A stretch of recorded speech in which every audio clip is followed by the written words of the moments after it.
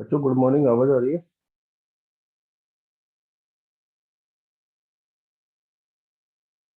Good morning, आवाज आ रही है बच्चों?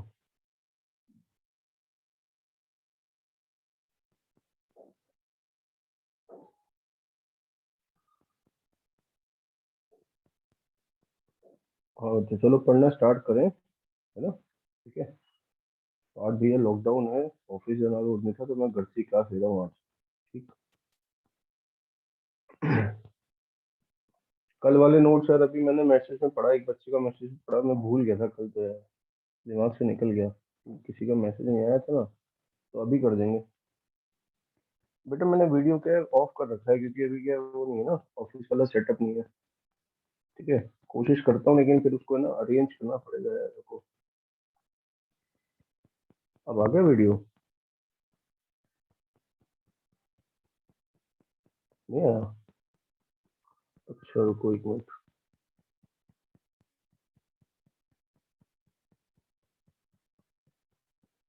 आ गया? मुझे तो नहीं दिख रहा है यार, आप लोग कैसे दिख रहा है? अच्छा आ गया आ गया आ गया, ठीक है भैया ये रहा। चलिए तो शुरू करते हैं भाई।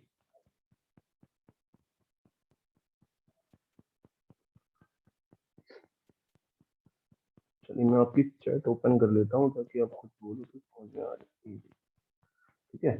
चलो तो अब बच्चों देखिएगा, अब हम कल हमने इनवर्स के बारे में आपको बताया था थोड़ा बहुत।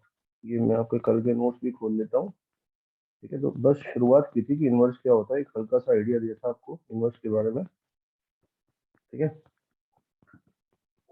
बच्चों यहाँ से देखिएगा, इनवर्स क्या बताया था मैंने आपको कि एक फंक्शन अगर है, एक फंक्शन है अगर है एफ एक्स, ए से बी में डिफाइन है, और फंक्शन क्या है, वन वन है, ऑन टू है। क्या है function? One one onto मतलब बाइजेक्टिव।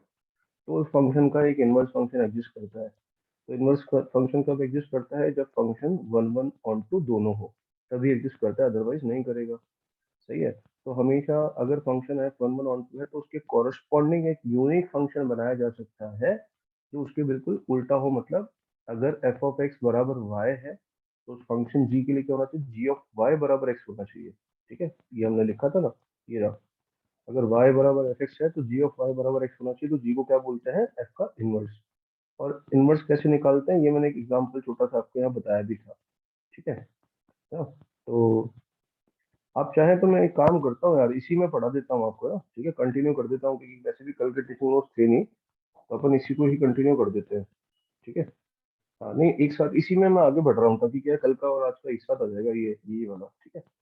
चलिए तो इनवर्स को आगे बढ़ाते हैं, है ना?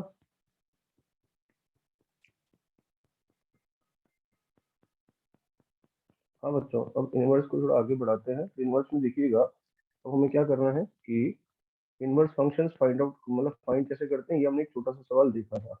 ठीक है। तो और भी जैसे कि मान लो, सी की एग्जांपल देखा था ना? हाँ, तो मान लो एक और एग्जांपल है, लेट्स से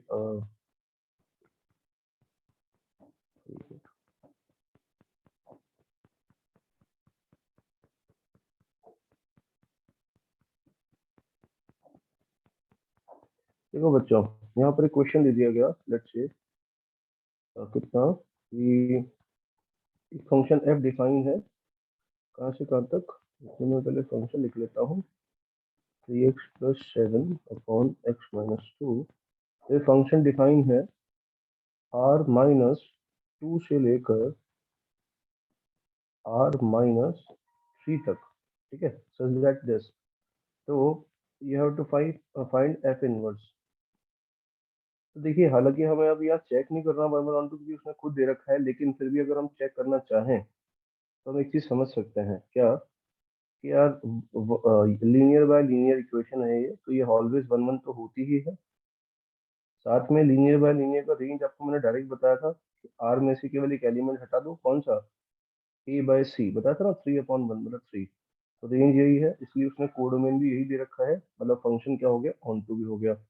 तो function one one onto होता है, इसीलिए इनवर्स एग्जिस्ट करता है, अदरवाइज करता ही नहीं। समझ पा रहे हैं, है ना? फंक्शन का इनवर्स तभी एग्जिस्ट कर पा रहा है क्योंकि function one one onto है, ये ध्यान रखिए। ठीक। तो अब इसका इन्वर्स फाइंड करना है, तो हम क्या करेंगे कि हमारा फंक्शन क्या है, y बराबर 3x+7 अपॉन x-2, ये हमारा है। लेकिन इन्वर्स वालों का क्या है कि इन्वर्स वालों का है, इन्वर्स वालों का इन्वर्स वालों का क्या है भैया, कि उनके लिए ये जो हमारा y है x की तरह काम करेगा, हमारा x उनके लिए y की तरह काम करेगा। ये आ गया इन्वर्स वालों का। तो ये अब क्या आ गया, x भी इन्वर्स वालों का है, y भी इन्वर्स वालों का है। लेकिन यार कोई भी फंक्शन हो चाहे इन्वर्स वाले ही क्यों ना हो, वो भी चाहेंगे ना कि हम y को x की फॉर्म में, आउटपुट को इनपुट की फॉर्म में रिप्रेजेंट करें। इसको क्या बोलते हैं, एक्सप्लिसिट फॉर्म, है ना। तो बस अब इतना सा बचा है, इसको सजाना बचा है। सजाना मतलब y को x की फॉर्म में लाना है। तो xy-2x is equal to 3y+7। ठीक है, तो इसको इधर लेके आते हैं, x-3 × y is equal to 2x+7। ठीक है, एक मिनट रुक जाइएगा यार।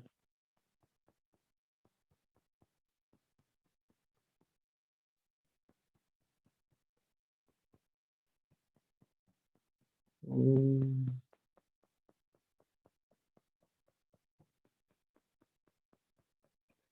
हाँ ठीक है। एक मिनट यार, मैं वीडियो ऑफ कर देता हूँ क्योंकि मोबाइल के इधर उधर घुमाना पड़ रहा है ना। चलिए, तो बच्चों यहाँ तक आप समझ गए ना, कितना, x-3 × y is equal to 2x+7। ठीक है, थोड़ा ये देखें। तो बच्चों y की वैल्यू कितनी आएगी, y बराबर 2x+7 अपॉन x-3। ये क्या आ गया आपका, इनवर्स फंक्शन आ गया। ठीक है, gx बोल दो आप इसको, या f इनवर्स बोल दो, एक ही बात है। सही है ना। तो ये आ गया। तो आप चेक भी कर सकते हो कि अगर मैं पूछूं कि जो ये इनवर्स फंक्शन आया, इसका डोमेन अगर निकालने को बोलूं आपसे, तो देखो आप, इस इनवर्स फंक्शन का डोमेन क्या आएगा, x बराबर 3 को छोड़ के सारा ही आएगा, तो r-3 आ जाएगा। सही है। और इसकी रेंज अगर निकालने को बोलूं, तो लीनियर बाय लीनियर की रेंज आपको बताइए कैसे निकालते हैं। तो लीनियर बाय लीनियर की जो रेंज है वो कैसे निकालते हैं भैया, range range range range R, range जो आती है वो आती है all real number except a/c, मतलब कोफिशिएंट ऑफ दिस 2, है ना, 2/1। तो अगर आप यहाँ से चेक कर सकते हो जो हमने बात की थी, कि देखो क्या इसका जो डोमेन हो रहा था, एफ का जो डोमेन हो रहा था, वो इनवर्स का क्या हो रहा है, रेंज हो रहा है, देखो। और इसका जो रेंज हो रहा था r-3, इसका डोमेन हो रहा है ना। ये समझ गए आप। चलो बच्चों आगे बढ़ते हैं अब आगे। ठीक है,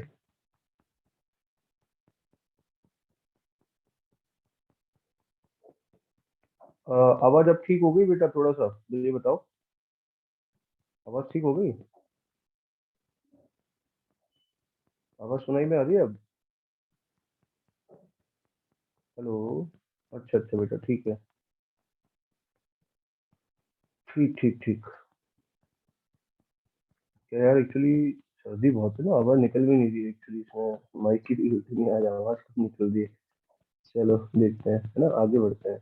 तो अब मान लो कि, अरे मान लो एक और क्वेश्चन है,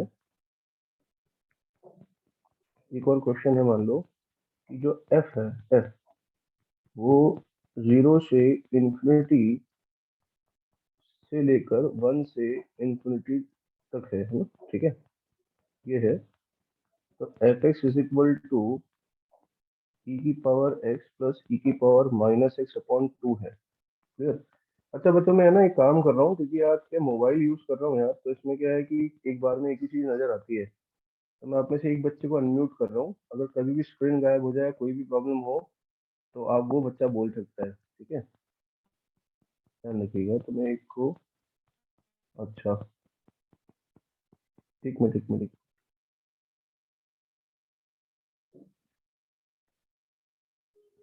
हम्म, तो किसी एक बच्चे को भैया अनम्यूट कर रहा हूँ मैं, इसको किया जाए, जो खुद अनम्यूटेड हो, इसको पता लगे खुद हो गया।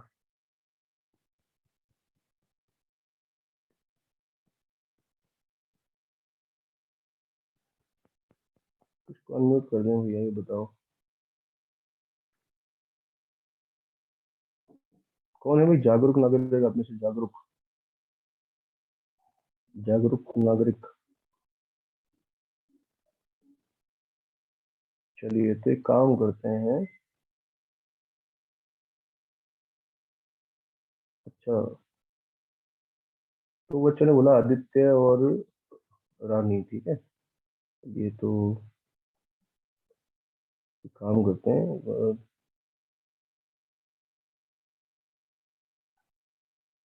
यार इसमें नाम नहीं दिख रहे आप लोगों के, कहाँ गए कहाँ गए कहाँ गए।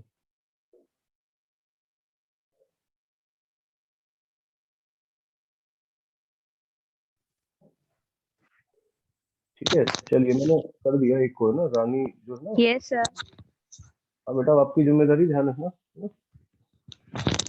ओके। चलिए पढ़ना स्टार्ट करते हैं आगे। तो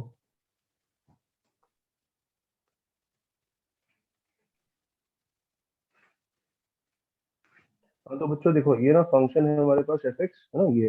अब गौर से देखिएगा, ये बढ़िया सवाल है। तो ये एफ एक्स है, तो हमें एफ इनवर्स एक्स निकालना है, एफ इनवर्स एक्स।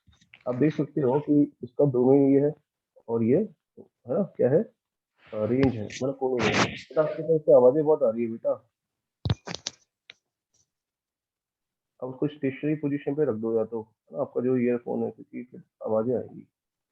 चलो, तो भैया इसमें क्या करना है कि एक काम करते हैं, एक मिनट, तो मेरे को है ना म्यूट ही करना पड़ेगा, जब से ही बहुत आवाजें आ रही है, सारे बच्चे डिस्टर्ब।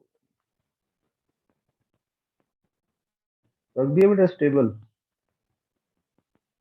चलिए ठीक है, तो अब इसमें क्या है, y बराबर, ठीक है, y बराबर, देखिए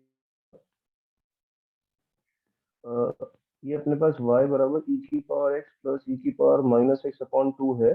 तो बच्चों क्या करने वाले हैं, ये तो फंक्शन है ना, फिर निकालना है इनवर्स। तो इनवर्स वालों का क्या होगा, और इनवर्स वाले, ठीक है, इनवर्स वालों के लिए क्या होगा, y की जगह क्या हो जाएगा x, और x की जगह क्या हो जाएगा y। ये हो गया, ठीक है। तो निकाल लिया हमने, ये इनवर्स वाला फंक्शन है। लेकिन इनवर्स वाले भी ऐसे थोड़ा मानेंगे, बोलेंगे y को हम भी x की फॉर्म में लिखेंगे, तो इसके लिए थोड़ी मेहनत की गई। टू एक्स बराबर वाई निकालने की कोशिश की गई यहाँ से वाई, पर वाई ऐसे निकलता हुआ नजर आ नहीं रहा।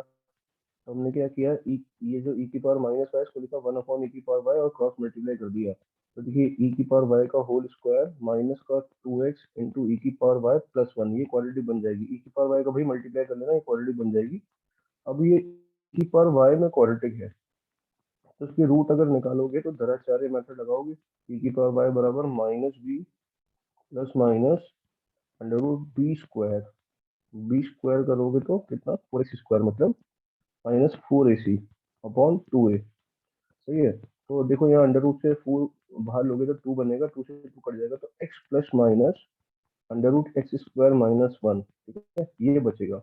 मतलब ई की पावर वाई जो है उसकी दो वैल्यू आ रही है, क्या क्या, एक तो x plus under root x square minus one, और एक आ रही है वाई बराबर, सॉरी वाई बराबर, वाई नहीं, कितना आ रहा है, x plus sorry x minus under root x square minus one, ये आ रही है। तो बच्चों ई की पावर वाई की दो वैल्यू आ रही है, तो हम क्या करेंगे, वाई निकालने के लिए लॉग ले लेंगे, तो वाई की भी दो वैल्यू आ जाएंगी, वाई की दो वैल्यू आ जाएगी l n x plus under root x square minus one, और दूसरा आ जाएगा, यहाँ लिख देते हैं वाई का value l n x minus under root x square minus one. ठीक है बच्चों, ये आप समझ गए, है ना। तो अब गौर से देखिएगा भाई, अब एक बात बताओ, एक फंक्शन था ये, आपको कल बताया था मैंने कि एक फंक्शन अगर एफ ए से भी डिफाइन है तो उसका यूनिक एक इनवर्स डिफाइन किया जा सकता है। इनवर्स भी 30-40 नहीं होंगे, एक ही होगा, क्योंकि कल आपने जब एक मैपिंग बनाई थी, एक यूनिक मैपिंग बनाई थी देखो एसीबी में, तो उसके जस्ट उल्टी वाली भी एक यूनिक मैपिंग बनी थी, जस्ट उल्टा एक ही बनेगा। तो किसी भी फंक्शन का एक ही इनवर्स होगा भैया, यूनिक। अब ये इसके जो दो इनवर्स आ गए, इसका मतलब इनमें से एक तो कोई ना कोई गड़बड़ है पक्का। ठीक है, तो गड़बड़ है ये कैसे चेक करते हैं, उसका तरीका बताता हूँ। ये अगर इनवर्स फंक्शन है बच्चों, तो इसका देखो सवाल पे जाओ, तो इसका डोमेन ये हो जाना चाहिए उल्टा, और रेंज ये हो जानी चाहिए, है ना। तो अगर ये इनवर्स फंक्शन है तो इसका डोमेन जो है वो कितना हो जाना चाहिए, वन से इन्फिनिटी, और रेंज हो जाना चाहिए उसके लिए जीरो से इन्फिनिटी, है ना ये। अब हम चेक करते हैं कि इसका रेंज सही में जीरो से इन्फिनिटी आ रहा है क्या। तो बच्चों जब एक बात बताओ, जब मैं यहाँ क्या करूंगा, एक्चुअली वन पुट करूंगा, वन, ये हो जाएगा कितना, जीरो, तो लॉग वन कितना आ जाएगा, जीरो। तो वन पर वैल्यू कितनी आ जाएगी, वन पे वैल्यू आ जाएगी जीरो, फंक्शन की वैल्यू क्या आ जाएगी, जीरो, है ना।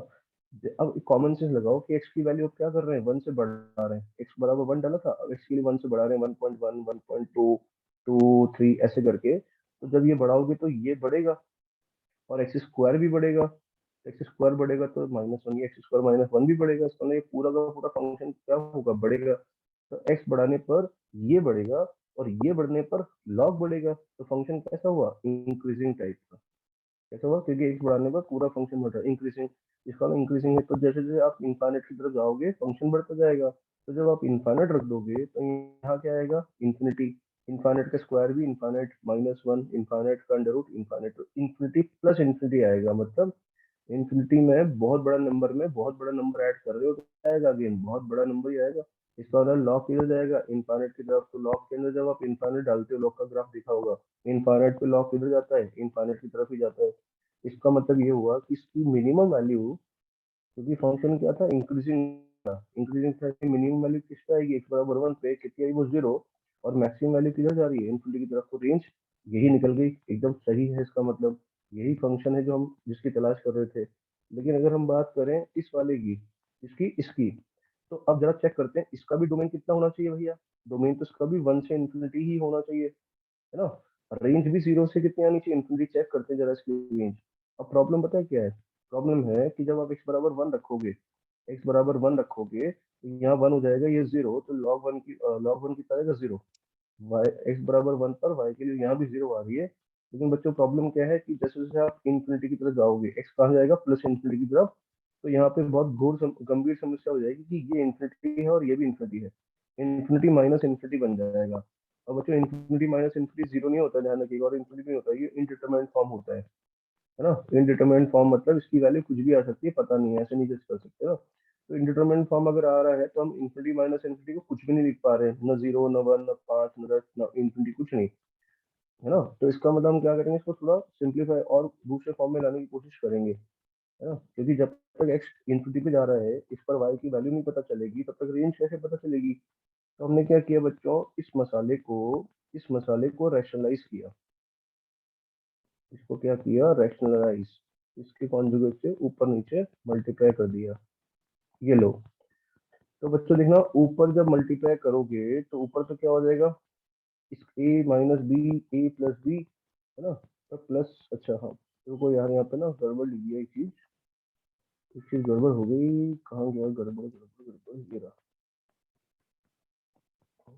ये नहीं आएगा, ये -1, -1, ठीक है। ये तो बच्चों देखना, अब अगर आप ये ऊपर a प्लस बी, ऊपर a minus b, a plus b करोगे तो क्या आएगा, एक्स का स्क्वायर माइनस इसका स्क्वायर, ये कैंसिल होकर कितना आ जाएगा, 1। तो ऊपर मात्र एक बचेगा, एक। और नीचे बचेगा x plus under root x square -1, ठीक है। अब ये जो है ना, लॉग में है, ये 1 अपॉन समथिंग, तो इसको ऊपर लेके आएंगे, मान लो इसको ऊपर लाके क्या लिख सकते हैं, इस पूरे की पावर -1। और लॉग में -1 का आ जाता है आगे, ठीक है। इसका मतलब क्या हुआ कि इसको मैं अगले पेज पे ले जा रहा हूँ भाई। तो ये हो जाएगा y बराबर, लॉग के अंदर इसलिए माइनस आ गया, जाएगा माइनस का log x plus under root x square -1। अब अगर आप इसको ऑब्जर्व करो, ये वाला जो मसाला है, x plus under root x square -1, ये तो अभी देखा था थोड़ी देर पहले, ये रहा, ठीक है। और इसकी रेंज कितनी आ रही थी पता, 0 से इन्फिनिटी। कितनी आ रही थी इसकी रेंज, 0 से इन्फिनिटी। तो ये जो है ना, वही मसाला है सेम। और डोमेन भी कितना है, वही 1 से इन्फिनिटी। तो अगर ये पूरा 0 से इन्फिनिटी जाएगा, लेकिन हर बार यहाँ माइनस लगा हुआ है, क्या लगा हुआ है, माइनस। तो ये बताओ, 0 से इन्फाइनाइट के नंबर के आगे हमेशा ही माइनस लगा दोगे तो पॉजिटिव नंबर सारे नेगेटिव बन जाएंगे, तो माइनस इन्फिनिटी से 0 हो जाएगा। इसका मतलब इस फंक्शन की रेंज, तो ये जो फंक्शन हमारा था y बराबर दिस, इसको हमने सिंप्लीफाई करके इसकी रेंज निकाली, तो कितनी आ रही है, माइनस इन्फाइनाइट से 0 आ रही है।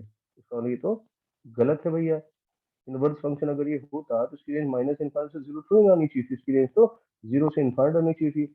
इसका मतलब ये जो है ना, ये रिजेक्ट हो जाएगा और ये आपका सही इनवर्स है।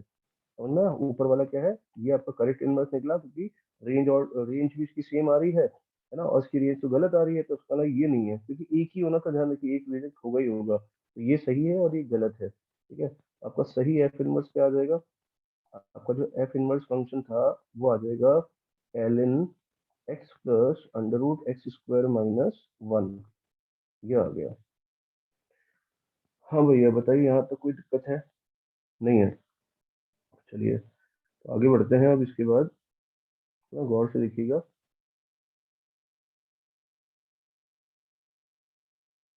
हम्म,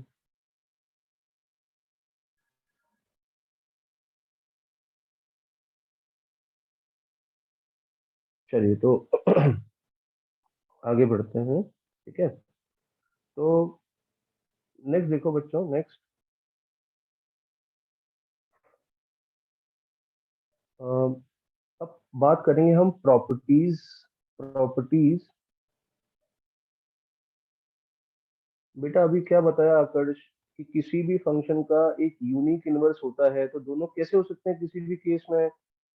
मैथ्स थोड़ी ना मतलब मैथ्स तो मैथ्स मतलब जो रूल है मैथ्स का वो तो सेम रहेगा ना, कि एक फंक्शन का एक यूनिक इनवर्स होता है। तो किसी केस में दो कैसे आ सकते हैं भाई? केमिस्ट्री थोड़ी ना एक्सेप्शन होंगे यहाँ पे, एक ही आएगा हमेशा। बार बार वही चीज समझा रहा हूँ लॉजिक के साथ, कि एक फंक्शन का जब उल्टा करोगे, एक यूनिक फंक्शन का जब उल्टा करोगे तो एक यूनिक इनवर्स ही आएगा ना। तो कभी कभी दो कैसे आ सकते हैं भाई? केमिस्ट्री थोड़ी ना है एक्सेप्शन आ जाएगा, मैथ्स है ना। तो यूनिक होता है मतलब होता है। ठीक है, तो कभी दो नहीं आ सकते। दो आएंगे भी तो उनमें से एक गलत होगा। देखो प्रॉपर्टीज ऑफ इनवर्स।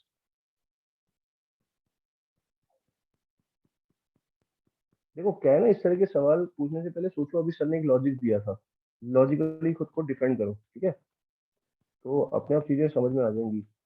मैंने लॉजिक दिया था कि इनवर्स का यूनिक होता है, इनवर्स मतलब एक फंक्शन का इनवर्स यूनिक होता है। यूनिक का समझ ही जाओ क्यों, क्योंकि एक फंक्शन अगर है तो उसका इनवर्स एक ही तो होगा, दो कैसे हो सकते हैं? ठीक है, तो अपने आप कोई सवाल ही नहीं उठता दो होने का। देखिए तो प्रॉपर्टीज ऑफ इनवर्स समझाते हैं। सबसे पहली बात, अब बाइजेक्टिव फंक्शन, ये जो आपने पूछा ना ये लिख देता हूँ मैं सबसे पहले, है ना। अब बाइजेक्टिव फंक्शन, अब bijective function always has a unique inverse. अब ध्यान रखिएगा, है ना। ठीक है, ये हो गया, यूनिक इनवर्स ही होता है। दूसरा प्रॉपर्टी, दूसरा प्रॉपर्टी क्या है? Inverse of a bijection is also an inverse, sorry, is also a bijection. इसका मतलब क्या हुआ कि भाई एक बार बताओ, अभी one one onto function था ना, तभी तो आप इनवर्स निकाल पाए थे। ये कहाँ गया, ये रहा। ये फंक्शन आपको कल समझाया था, एफ जो है वन वन ऑन टू है, तभी इसका इनवर्स निकाल पाए हैं यहाँ पे ना। तभी तो ये ऐसे ऐसे था, तभी तो ये इनवर्स निकाल पाए हैं। तो बच्चों एक बार बताओ यार, जब एफ जो है वो वन वन ऑन टू था, तो इनवर्स जब बनाओगे तो वो भी वन वन ऑन टू होगा नहीं होगा? बिल्कुल, तभी तो बताया था मैंने एक चीज, कि एफ का इनवर्स जी है और जी का इनवर्स एफ है, मतलब जी भी इन्वर्टिबल फंक्शन है। क्यों? क्योंकि वो भी हमेशा वन वन ऑन टू आना है। सही है, तो इसका मतलब ये प्रॉपर्टी क्या हो गई भैया, समझ लो कि एक किसी भी बाइजेक्टिव फंक्शन का इनवर्स जो होता है वो भी एक बाइजेक्शन ही होता है। ठीक है, ये प्रॉपर्टी हो गई। अब तीसरा समझने की कोशिश करिएगा भैया, है ना। इसमें तीसरे में समझो कि अ,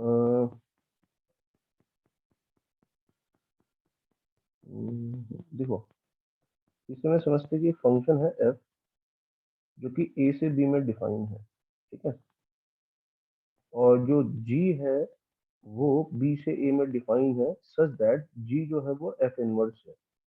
जी क्या है? F inverse. तो अब प्रॉपर्टी पूरी मैं आपको लिखाऊंगा, पहले समझने की कोशिश करते हैं यहाँ पे।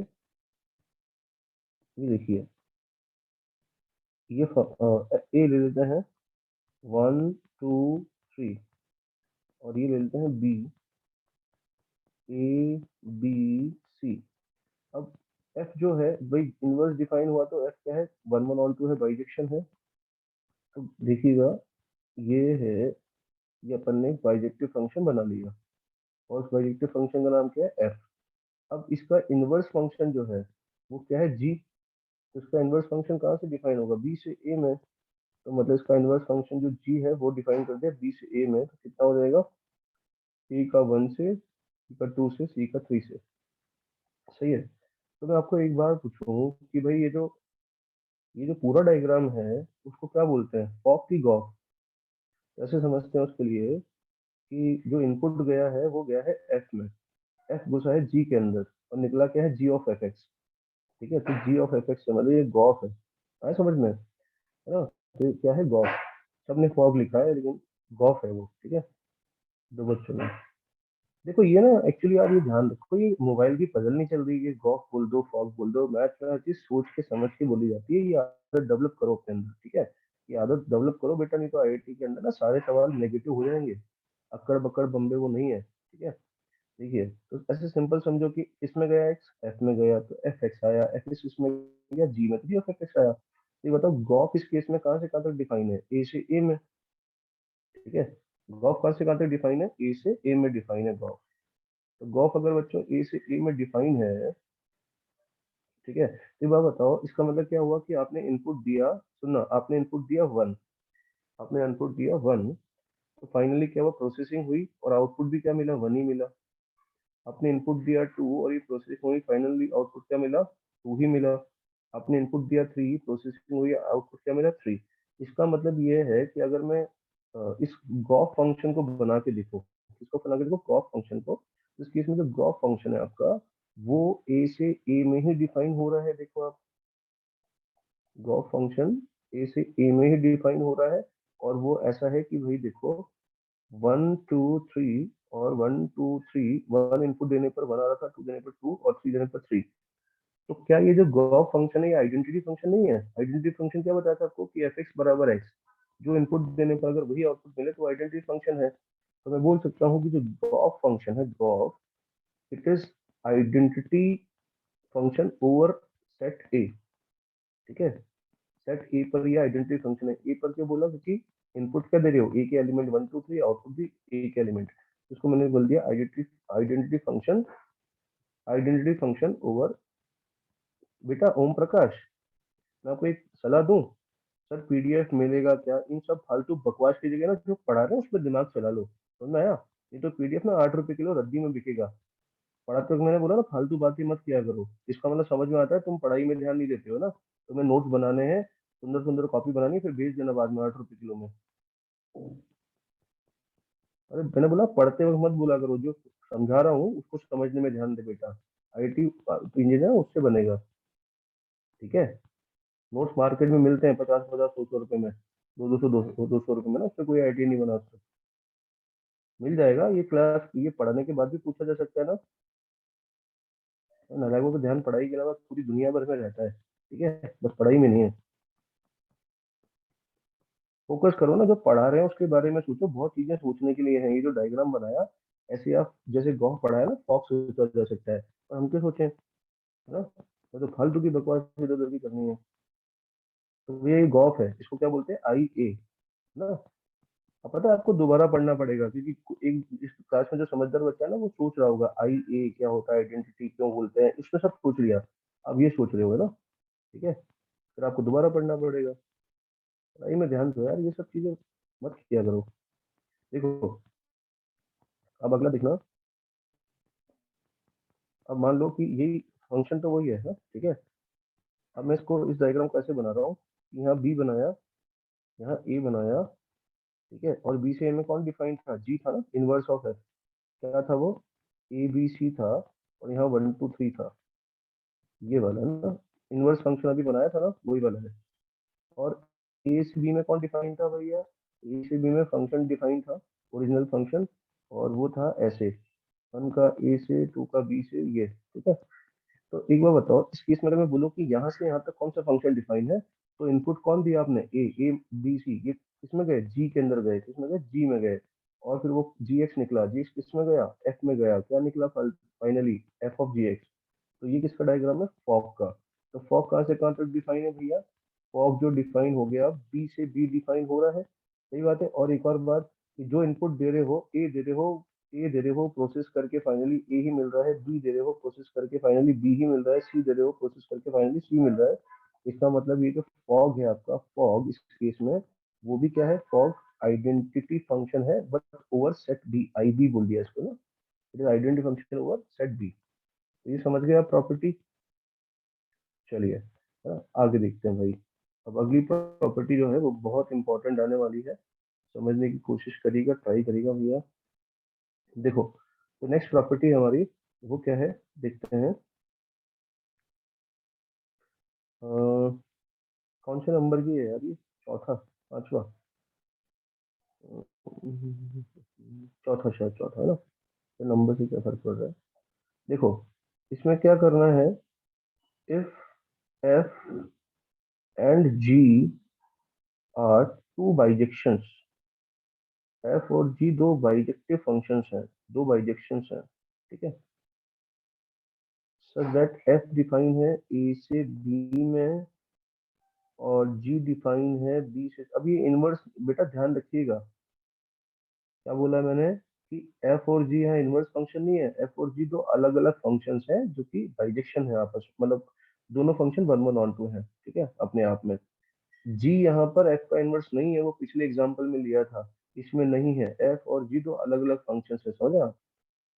Then inverse of then inverse of gof exist. अब इसका क्या मतलब हुआ पहले समझते हैं। कि देखो, गॉफ डिफाइन होने के लिए आपको पता ही है, गॉफ के लिए क्या होना चाहिए, जी ऑफ एफ एक्स, मतलब जी ऑफ एफ एक्स का मतलब जो एफ एक्स निकल रहा है वो जी के अंदर एंटर करना चाहिए। तो मतलब एफ एक्स की जो रेंज होती है वो जी का क्या होना चाहिए, जी के डोमेन का सबसेट, ये बता रखा है। तो बच्चों देखो, एफ एक्स की रेंज ना बी से ही निकल के आएगी, तो जो भी रेंज आएगी बी से ही आएगी। और वो एंटर किस में करेगी, जी के डोमेन में, जो कि ऑलरेडी बी है। तो जो बी के एलिमेंट निकलेंगे वो बी में एंट्री तो कर ही सकते हैं, ठीक है। इसका मतलब एफ की जो रेंज है वहाँ जी के डोमेन की सबसेट यहाँ पर दिख रही है साफ साफ। तो गॉफ एग्जिस्ट करेगा। अब दूसरी बात, गॉफ एग्जिस्ट करेगा, साथ में एक चीज बहुत इंपॉर्टेंट है, अगर एफ और जी दोनों one one onto function है, दोनों बाइजेक्शन है, तो गॉफ भी क्या होता है, वन वन ऑन टू होता है। और फॉग भी वन वन ऑन टू होता है, ये शायद हमने कहीं कहीं ना कहीं डिस्कस किया था, ठीक है, कि अगर एफ और जी दोनों वन वन ऑन टू है तो कॉम्पोजिट फंक्शन, कौन सा कॉम्पोजिट फंक्शन भैया, फॉग और गॉफ दोनों ही वन वन ऑन टू होते हैं, दोनों ही बाइजेक्शन होते हैं। तो बच्चों अगर गॉफ बाइजेक्टिव फंक्शन होगा तो गॉफ का इनवर्स एग्जिस्ट करेगा। अगर कोई भी function one one onto है तो उसका इनवर्स एग्जिस्ट करेगा, इसलिए इस केस में गॉफ का इनवर्स एग्जिस्ट करता है, ठीक है। ये ध्यान रखिए। और साथ में एक और बात, इम्पॉर्टेंट जो प्रॉपर्टी है वो यह है कि जो गॉफ है उसका इनवर्स एग्जिस्ट करता है। तो देखिएगा, जो गॉफ का इनवर्स होता है, गॉफ का इनवर्स, वो F inverse of g inverse के बराबर होता है। इसके बराबर f inverse of g inverse. इसका क्या मीनिंग हुआ भैया, वो समझिएगा कि कोई बोले आपसे कि गॉफ निकालो फिर उसका इनवर्स निकालो, ठीक है, गॉफ निकालो फिर उसका इनवर्स निकालो, तो एक फंक्शन आपको एफ दे रखा है, जी दे रखा है, तो आपने पहले क्या किया, आपने क्या किया, पहले तो गॉफ निकाला, है ना, गॉफ आपको निकालना आता है जी ऑफ एफ एक्स। तो जो गॉफ फंक्शन निकल गया, फिर उसमें इनवर्स निकालने के सारे जो आपको स्टेप्स बताए थे ना, इनवर्स के लिए एक्स को वाई से वाई को रिप्लेस करो और वो सब, तो फिर आपने उसका इनवर्स फंक्शन निकाला गॉफ का, तो गॉफ का इनवर्स फंक्शन आ गया। कहने का मतलब ये है कि ये निकाल लिया, और सेम फंक्शन जो है, जो गॉस का इनवर्स फंक्शन निकाला, सेम फंक्शन एक और तरीके से निकल सकता है कि आप है ना एफ का इनवर्स निकालो और जी का इनवर्स निकालो, फिर उनका कॉम्पोजिट फंक्शन निकाल लो, f inverse of g inverse. F inverse भी एक फंक्शन है, जी इनवर्स भी एक फंक्शन है, तो उनका कॉम्पोजिट क्या होगा, F inverse of g inverse, ठीक है। तो अगर आप ये देखो, उसमें है ना ऑर्डर उल्टा हो गया, यहाँ गॉफ था, यहाँ पर एफ पहले आ गया, F inverse of g inverse. तो अगर आप ये निकालते हैं, आप या ये निकालते हैं, दोनों वैल्यू सेम आती है, ठीक है। ऐसे ही आप क्या करेंगे, अगर आप फॉक का इनवर्स निकालते हैं, ठीक है, फॉक का इनवर्स, तो जी इनवर्स ऑफ एफ इनवर्स के बराबर आता है, समझ गए ना, उल्टा। फॉक का इनवर्स जो हो जाएगा वो जी इनवर्स ऑफ एफ इनवर्स के बराबर आएगा, ठीक है। तो बच्चों इसका मतलब ये हुआ कि ये प्रॉपर्टी हमें याद रख लेनी है। याद रख लेनी है क्यों, क्योंकि इक्वेशन भी बता देता हूँ मैं आपको इसमें ना, ठीक है। देखो, इक्वेशन है कि भैया एफ एंड जी ये दोनों बाइजेक्शंस हैं बाइजेक्शन। अब एफ जो है वो जीरो से, ये इस सेट में डिफाइन है,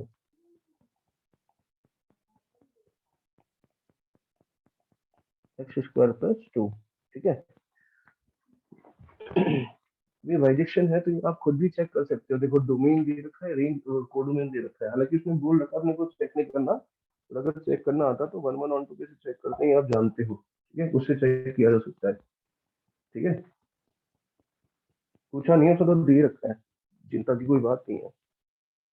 तो बच्चों यहाँ से देखना कि एक फंक्शन एफ एक्स जो दी है आपको, और जो जी है ना, जी वो दे रखा है 2 से इंफिनिटी से लेकर 5 से infinity such that g x is equal to 2x plus 1, है ना ये। Then find then find f inverse of g inverse of 23, ये फाइंड करना है। ठीक है, तो बच्चों इस सवाल को कैसे करोगे यार, मतलब थोड़ा सोच के बताओ क्या करना चाहिए। देखो, तो बच्चा एक चीज समझिएगा कि दो तरीके हैं इसमें। या तो सामने वाला इंसान क्या करे, फर्स्ट मेथड जो है ना, फर्स्ट मेथड वो है, अपन करेंगे नहीं कुछ भी मेथड इसमें से ना, सामने वाला एक काम करे कि पहले एफ इनवर्स निकाले, फिर जी इनवर्स निकाले, ठीक है। उसके बाद वो क्या करे, F inverse of g inverse function निकाले, और वो निकालने के बाद उसमें क्या करे, यहाँ पर इसकी जगह पे 23 पुट कर दे भैया। ये पहला तरीका है। दूसरा तरीका ये हो सकता है कि हमने प्रॉपर्टी पढ़ी थी क्या, ये जो F inverse of g inverse होता है, ये गॉफ का इनवर्स होता है। तो सामने वाला क्या, अच्छा 23 रखना है भैया, है ना, ये 23 तो यहाँ भी 23, तो सामने वाला पहले क्या करे, गॉफ निकाले, फिर गॉफ निकालने के बाद उसका इनवर्स निकाले, अब आ रही बात, और फिर क्या करे, उसमें एक्स की जगह 23 डाल दे, तो गॉफ इनवर्स 23 आ जाएगा। और हम क्या करेंगे, हम बीच का रास्ता निकालेंगे, हम थोड़ी स्मार्टनेस दिखाएंगे, ठीक है ना। हम कैसे सॉल्व करेंगे वो देखो, हम प्रॉपर्टीज भी यूज करेंगे और साथ में स्मार्टनेस भी दिखाते हुए चलेंगे, ठीक है, ज्यादा मेहनत नहीं करनी पड़े। तो ये देखो, ये था, ये निकालना है, माना कि इसकी वैल्यू टी है, जो हमें निकालना है उसको क्या मान लिया, टी। अब अगर ये टी हो गया तो इसको मतलब लिख सकते हैं ना प्रॉपर्टी से, ये गॉफ इनवर्स, एक मिनट, इसको हम लिख सकते हैं it is gof inverse of 23 ना, ये टी के बराबर है। वो जो कॉमन सेंस लगाइएगा, गॉफ इनवर्स 23 अगर टी है, मतलब गॉफ एक फंक्शन है, सुनो मैं आपको एक समझाता हूँ बात। जैसे जी इनवर्स, जैसे मान लो, गौर से देखना, एक फंक्शन है, मान लो एफ ऑफ 2 बराबर 5 आता है किसी फंक्शन में ना, तो उसके इनवर्स में क्या आएगा पता है आपको, जी ऑफ 5 बराबर 2। जी ऑफ 5 मतलब आप क्या लिख रहे हो, एफ इनवर्स 5 जो है वो 2 के बराबर है, ठीक है ना। तो एफ इनवर्स 5 अगर 2 के बराबर है, इसका मतलब 5 किसके बराबर है, एफ ऑफ 2 के। हाथ घुमा फिरा के वही है। तो सेम हम यहाँ पे भी क्या करेंगे कि भैया देखो, अगर गॉफ इनवर्स 23 टी है, इसका मतलब गॉफ ऑफ टी जो है वो 23 रहा होगा, है ना ये। तो गॉफ ऑफ टी क्या होता है, जी ऑफ एफ ऑफ टी, वो 23 रहा होगा। तो एफ ऑफ टी कितना है मुन्ना, वो देखते हैं जरा, एफ ऑफ टी कौन है, एफ ऑफ टी कौन है, ये है एक्स स्क्वायर प्लस 2, तो ये कितना हो जाएगा, जी ऑफ टी स्क्वायर प्लस 2, ये 23 है, क्योंकि एफ ऑफ टी की वैल्यू रख दी। अब जी ऑफ टी स्क्वायर प्लस 2 है, जी ऑफ टी स्क्वायर प्लस 2, तो भैया ये बताओ कि जी ऑफ एक्स की डेफिनेशन ये है ना, तो यहाँ क्या रखना चाहते हो, टी स्क्वायर प्लस 2, तो यहाँ भी रख दोगे टी स्क्वायर प्लस 2, सही है। तो कितना आ जाएगा देखो गौर से, ये आ जाएगा कितना, देखो यहाँ रखो वैल्यू, एक्स की जगह टी स्क्वायर प्लस 2, तो 2 इंटू टी स्क्वायर प्लस 2, ठीक है, प्लस 1, ये आ गया 23। तो यहाँ से बच्चों टी की वैल्यू निकालेंगे, किसकी, टी की वैल्यू, है ना। आप देख सकते हो, ये इसको ले जाओगे 22 और डिवाइड करोगे तो टी स्क्वायर की वैल्यू आ रही होगी 9, टी स्क्वायर की वैल्यू कितनी आ रही है, 9, ठीक है। तो बच्चों टी स्क्वायर की वैल्यू 9 आ रही है, तो फिर यहाँ से फिर टी की दो वैल्यू आ गई, +3 एंड -3। अभी दो वैल्यू आ नहीं सकती हैं, क्यों, क्योंकि देखो दो वैल्यू क्यों नहीं आ सकती, मैं बताता हूँ आपको। क्योंकि ये फंक्शन देखो, आपने निकाला है गॉफ इनवर्स ऑफ 23, किसी फंक्शन में आपने 23 डाला है, तो आंसर तो एक ही आएगा ना। अरे भाई फंक्शन है, एक तो 1 1 भी है, ऊपर से फंक्शन है, तो दो वैल्यू कैसे आ सकती हैं। अगर पूछो किसी फंक्शन में एक्स बराबर 5 पर वाई की वैल्यू कितनी आएगी, अरे एक ही आएगी भाई, है ना। ठीक है, इसका मतलब ये है कि ये दो वैल्यू नहीं है। अभी दो वैल्यू नहीं है, तो फिर गड़बड़ मतलब कौन सी गलत है वो देखना है। उसके लिए बिल्कुल चिंता नहीं करनी है आपको, इसको आराम से चेक करते हैं। इसको चेक करने में भी लोग ना एक्चुअली घबरा जाते हैं बहुत ज्यादा, जब उधर बहुत दिमाग लगाते हैं, दो में रेंज पता नहीं क्या क्या, कोई जरूरत ही नहीं है। देखो, ये बस इतना बताओ मुझे, तो ये टी जो आपने टी की वैल्यू आई है, टी किस में एंटर कर रहा था, यहाँ पे देखो, एफ के अंदर, टी किस में एंटर कर रहा था, एफ के अंदर, टी किस में एंटर कर रहा था, एफ के अंदर। और एफ के अंदर कौन एंटर कर सकता है जो उसके डोमेन में हो, एफ का डोमेन कौन है, 0 से इन्फिनिटी। तो क्या इस एफ के डोमेन में क्या कोई -3 एंटर कर सकता है क्या, -3 एंटर कर पाएगा क्या इसके डोमेन में। नहीं ना। इसका मतलब p एक्चुअली में क्या है, p एक्चुअली में -1 -3 तो नहीं हो सकता, रिजेक्ट हो जाएगा भैया। इसका मतलब t की वैल्यू कितनी है, 3 है ना, t की वैल्यू 3 है, और आपको t तो निकालना था ना, आपने जो निकालना था उसी को तो t माना था। इसका मतलब जो आपसे पूछा है ना, गॉफ इनवर्स ऑफ 23 की वैल्यू वो t वो 3 आ गई है। ये खत्म हो गया। चलिए भैया आगे बढ़ते हैं। नेक्स्ट देखिएगा। अब एक क्वेश्चन बताता हूँ मैं आपको, समझो। तो एक चीज तो समझ में आ गई कि फंक्शन ना इन्वर्टिबल कब होता है, जब फंक्शन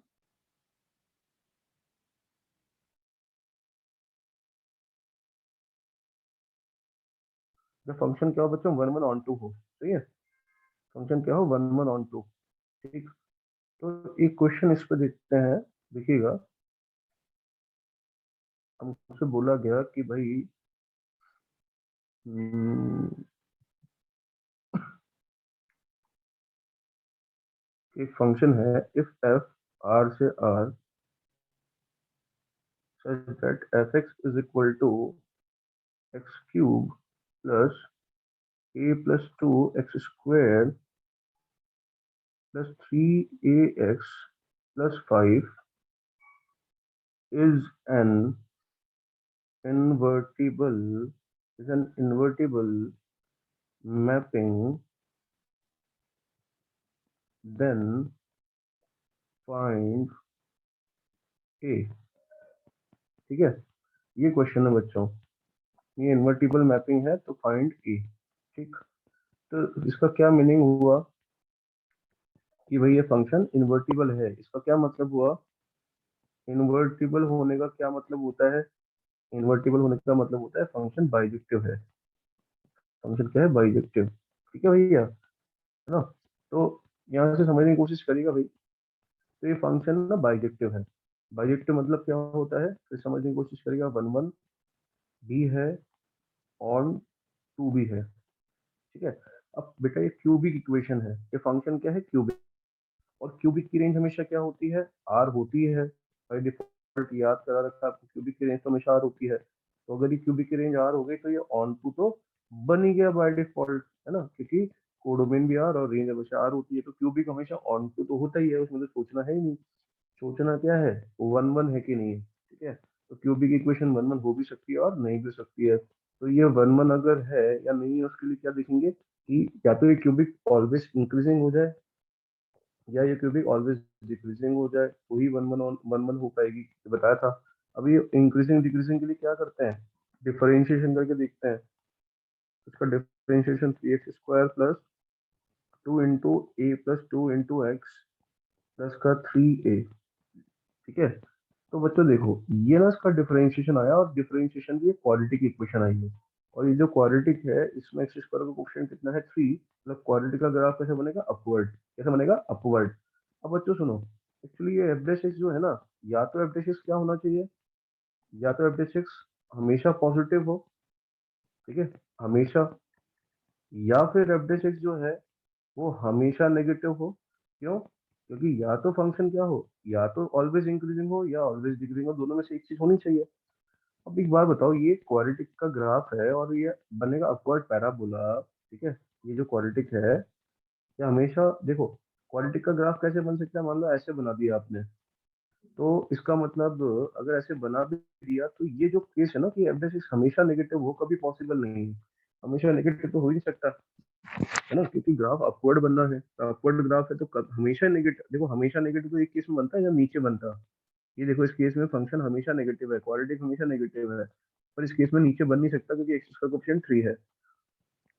इसका मतलब भैया ये वाला केस भी बना दोगे तो क्या होगा, इतने से इंटरवल में तो क्या आ जाएगा, क्वाड्रेटिक नेगेटिव, लेकिन इधर क्वाड्रेटिक क्या होने लग जाएगी, पॉजिटिव। ऑलवेज नेगेटिव वाला सीन तो यहाँ हो नहीं सकता, तो यहाँ पर एक ही सीन हो सकता है भैया, ये वाला केस तो कभी संभव नहीं है। तो यहाँ एक ही केस हो सकता है कि फिर फंक्शन क्या हो, always greater than equal to 0 हो, ताकि फंक्शन क्या हो जाए, ऑलवेज इंक्रीजिंग। और इंक्रीजिंग हो जाए तो वन वन हो जाए। तो अब ये ऑलवेज फंक्शन जो है F dash x always greater than और इक्वल टू 0 अगर है, तो कैसे होगा वो देखते हैं। तो भैया देखो, ये भी पॉसिबल नहीं है, है ना, ये केस भी पॉसिबल नहीं है। अगले पेज पे ले जा रहा हूँ मैं आपको कि फंक्शन ऑलवेज, ये quadratic equation always greater than और इक्वल टू जीरो कैसे हो सकती है। या तो ग्राफ क्वाड्रेटिक का ऐसे बने हवा में, तो अगर क्वाड्रेटिक का जो ग्राफ अगर हमेशा हवा में बनेगा, तो ये जो क्वाड्रेटिक की वैल्यू आएगी आपके पास वो हमेशा पॉजिटिव आएगी, ऑलवेज पॉजिटिव, कोई दिक्कत नहीं है। देखो ये क्वाड्रेटिक क्या हो जाएगी, ऑलवेज पॉजिटिव हो जाएगी, ये भी चलेगा। या फिर अगर अपना ग्राफ जस्ट एक्सिस को टच करके जाए, क्या जाए, जस्ट टच करके, तो जस्ट टच करके जाएगा। देखो दो केस है क्या, कि हमेशा हवा में बन कब बनता है, जब डी लेस देन जीरो हो। तो जब डी लेस देन जीरो मतलब ये वाला केस, इस केस में जो आपकी क्वाड्रेटिक है, जो एफ डैश एक्स है, क्वाड्रेटिक है आपकी, वो क्या होती है, हमेशा पॉजिटिव होती है। For all x belong to R always positive होगी, तो फंक्शन हमेशा क्या होगा, इंक्रीजिंग। यार ये जो दूसरा केस है जिसमें एक ग्राफ जो है ना एक्सिस को टच करके जा रहा है, वो कब बनेगा, जब डी इक्वल टू जीरो होगा।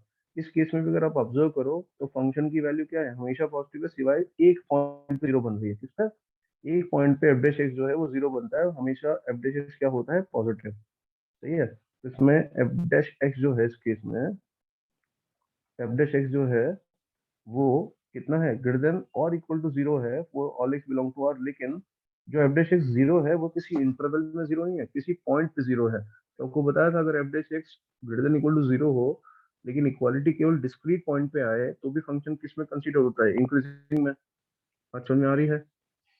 इसका मतलब ये है कि फंक्शन स्ट्रिक्टली इंक्रीजिंग दो केस में रहेगा, या तो क्या हो, ग्राफ हवा में बने, या ग्राफ एक्सिस को टच करता हो, मतलब या तो डी लेस देन जीरो हो या डी इक्वल टू जीरो हो। समझ में आया। इसका मतलब इस फंक्शन को अगर स्ट्रिक्टली इंक्रीजिंग, देखो ये जो फंक्शन है क्वाड्रेटिक है ना, ये समझ में आ रहा है भैया, ये जो एफ है क्वाड्रेटिक है, इसको अगर हमेशा greater than equal to zero रहना है, इसको हमेशा greater than equal to zero रहना है, तो इन दोनों में से ग्राफ बनेगा, मतलब डी को क्या होना पड़ेगा, less than equal to zero होना पड़ेगा ऑलवेज। तो D less than equal to zero होना चाहिए, है ना, तो ही फंक्शन क्या होगा, इंक्रीजिंग बन पाएगा। ठीक, तो D less than equal to zero करते हैं बच्चों, तो डी यहाँ से निकालना पड़ेगा। देखो आप, डी की जगह कौन है, ये, ए की जगह कौन है, थ्री, इसकी जगह कौन है, थ्री है। ठीक है, तो क्या करेंगे, डी निकालेंगे, तो डी कितना आ जाएगा, देखो जरा फिर से देखो, बी स्क्वायर करते हो ना, बी स्क्वायर, तो इसका स्क्वायर करोगे तो ये क्या होगा, फोर और ए प्लस टू का होल स्क्वायर। ठीक है, तो हो जाएगा फोर ए प्लस टू का होल स्क्वायर माइनस का फोर ए सी, ए की जगह थ्री था और सी की जगह बच्चों थ्री ए था, देख सकते हो आप, सी की जगह थ्री है, ए की जगह थ्री।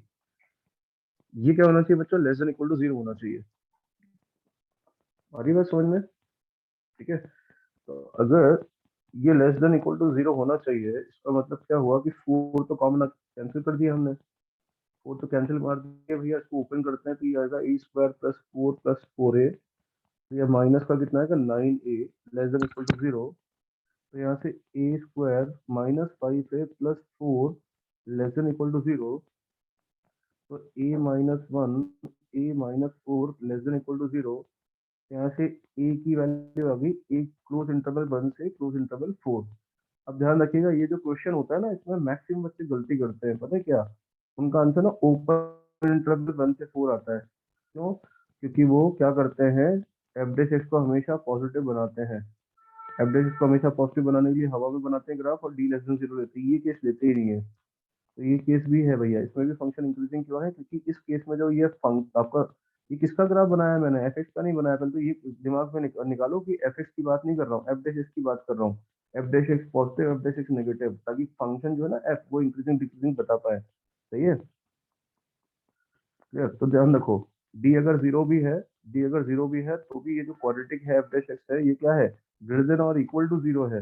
लेकिन इक्वालिटी किस पे होल्ड कर रही है, केवल एक डिस्क्रीट पॉइंट पे। इसका मतलब तब भी इसको इंक्रीजिंग की श्रेणी में रखा जाएगा, कैटेगरी में रखा जाएगा ना, तो इसलिए यहाँ इक्वालिटी होल्ड की, इसलिए आंसर हमारा क्लोज इंटरवल वन से फोर आया है। लेकिन आप मानो कि यार 99% बच्चे यहाँ गलती करते हैं, ठीक है, वो ओपन वन से फोर रखते हैं क्योंकि वो इक्वालिटी वाला ये वाला चीज कंसिडर ही नहीं करते। तो इस चीज का ध्यान रखिए, गलती नहीं होनी चाहिए आपसे ना। चलो आगे बढ़ते हैं भाई, और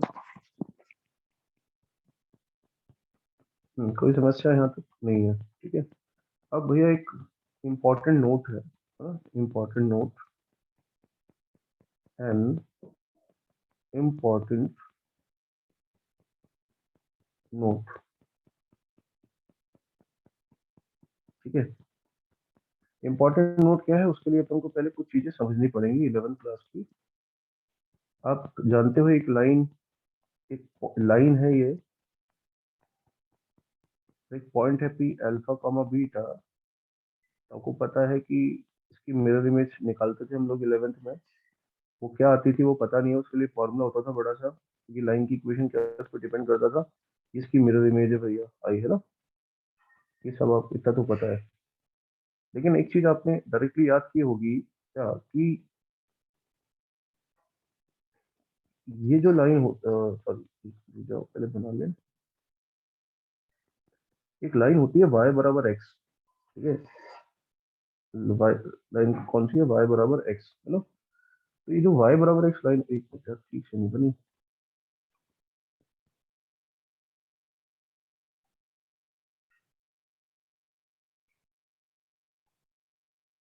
तो बच्चों ये जो y बराबर x लाइन है, ठीक है।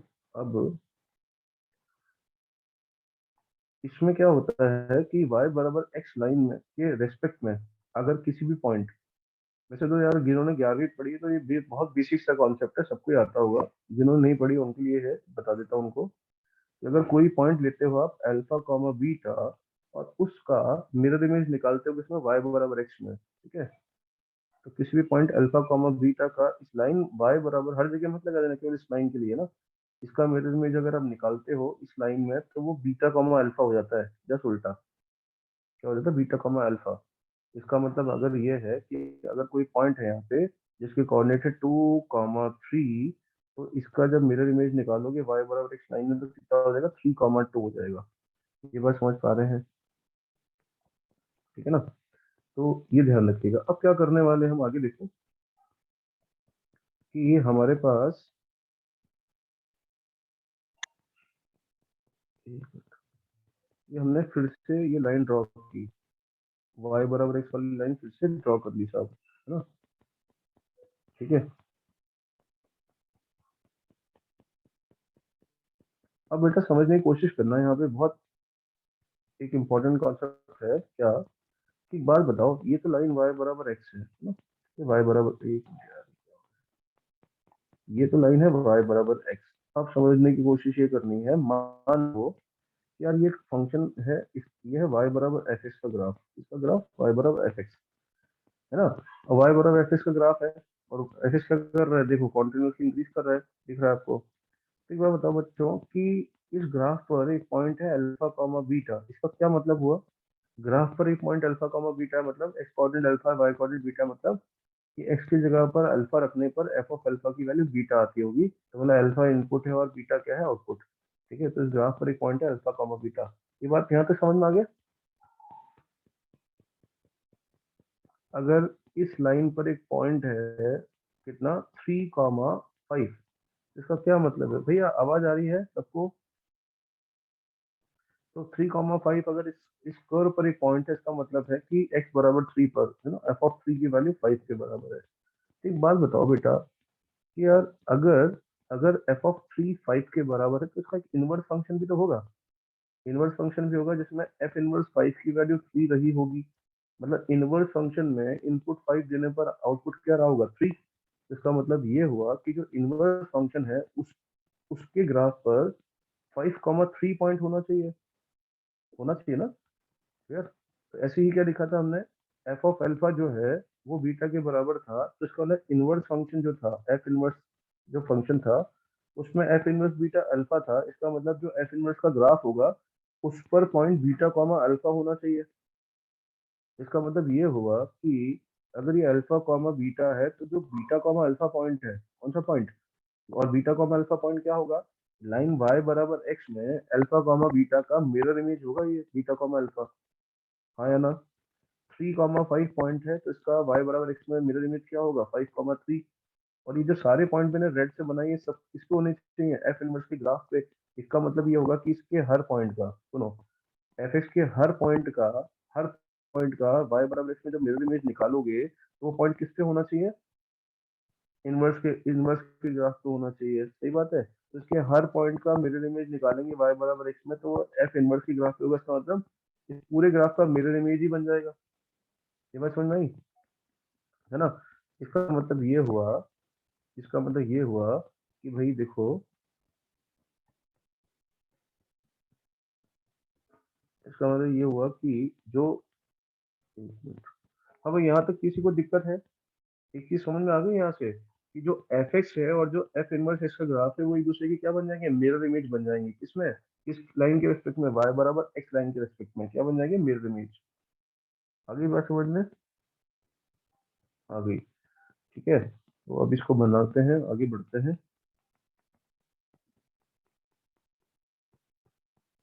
देखो भाई, है ना, तो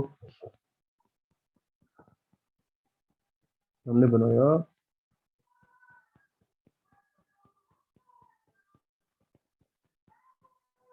एक बार थोड़ी सी डिस्टर्बेंस आ जाएगी बेटा, है ना, स्वच्छ भारत वाले आ चुके हैं।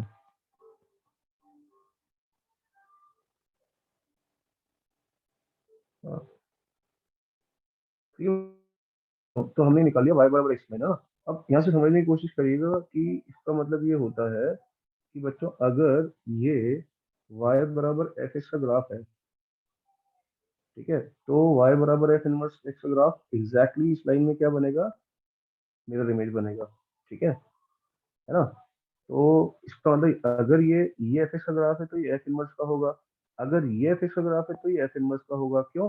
क्योंकि एफ एक्स और एफ इनवर्स के जो ग्राफ है वो लाइन y बराबर एक्स में मिरर इमेज बन गए, और मैंने रटवाया ने आपको प्रूव करके बताया पूरा, है ना। पहले मैंने आपको लाइन समझाई, तो इसका अल्फा बीटा का mirror image beta comma alpha होता है, फिर वहां से हमने समझा। ठीक है, ऐसे समझिएगा कि क्यों होता है, वो आपने रीजन देख लिया, है ना।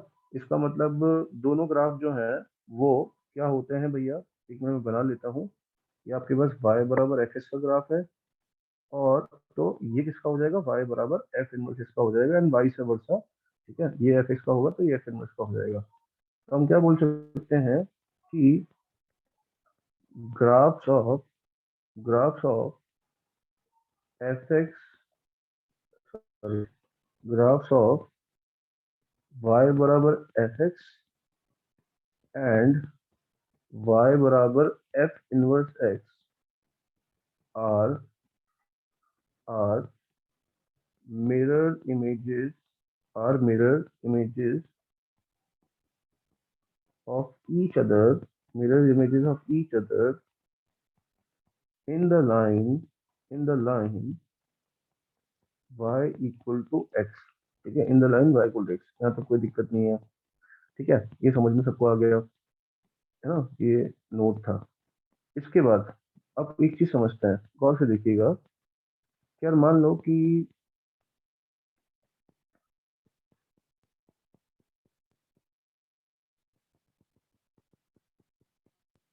मान लेते हैं भाई कि ये लाइन है y बराबर x। ठीक है, अब यहाँ से एक चीज समझने की, अच्छा ये आगे भी बढ़ती है ना, ये थोड़ी सी आगे आगे, ठीक है, ऐसे बन रही होगी।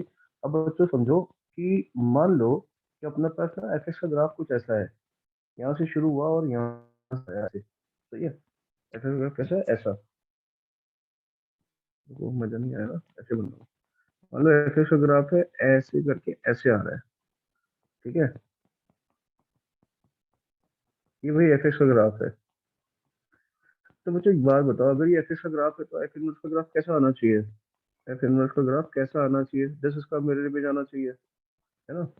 तो जब आप एफ इनवर्स का ग्राफ बनाओगे तो भाई भाई भाई भाई क्या बनेगा, ये बताते हैं।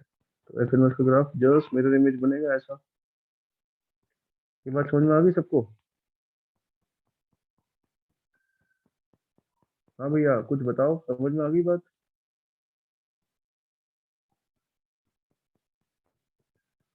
तो बच्चों यहाँ से एक चीज समझ में आ रही है कि एक्चुअली जब दोनों ग्राफ को मिरर इमेज बनना था, रेड और ग्रीन को, तो इसका मतलब ये दोनों ग्राफ मीट कर रहे हैं एक दूसरे को। देखो आप, ये दोनों ग्राफ जो है ना, इनका यहाँ यहाँ मीट हुआ है, लेकिन मीट पता है कौन सी लाइन पर हुआ है, वाई बराबर एक्स लाइन पर ही हुआ है। क्यों हुआ है? क्योंकि समझो, अगर ये वाई बराबर एक्स लाइन होती और ये एफ में ऐसे बना देता और जी को यहाँ मिला देता, ऐसे जग के बोलते यहाँ मिल रहे हैं, तो फिर तो यार, अगर यहाँ मिलते तो फिर तो वो जो कॉन्सेप्ट है वो फेल हो जाता, मिरर इमेज वाला। ठीक है, इसका मतलब क्या हुआ कि यहाँ पर जो दोनों मीट कर रहे हैं, दोनों मीटिंग कर रहे हैं, वो कौन सी लाइन पे कर रहे हैं, ये दोनों की मीटिंग, ये देखो यार, ये ग्राफ है वाई बराबर एक्सिस का, और ये है ग्राफ y बराबर एफ इनवर्स एक्स का। तो जब दो ग्राफ इंटरसेक्ट कर रहे हैं तो कहाँ कर रहे हैं, y बराबर एक्स लाइन पर कर रहे हैं, किस पे, y बराबर एक्स लाइन पर। ठीक है।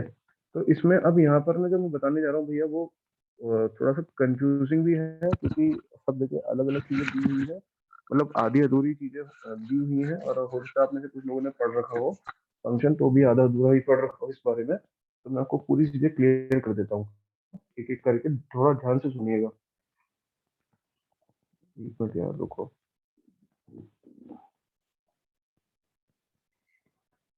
तो बच्चों देखो, इसमें क्या होता है कि अब यहाँ से एक मिथ क्रिएट होती है ना, मिथ, जैसे होता है गलत फहमी। क्या गलत फहमी ये शुरू होती है कि जो एफ एक्स है, जो क्या है एफ एक्स, और दूसरा F inverse x, F x और एफ इनवर्स एक्स के ग्राफ हमेशा एक दूसरे को मीट वाई बराबर एक्स लाइन पर ही करते हैं।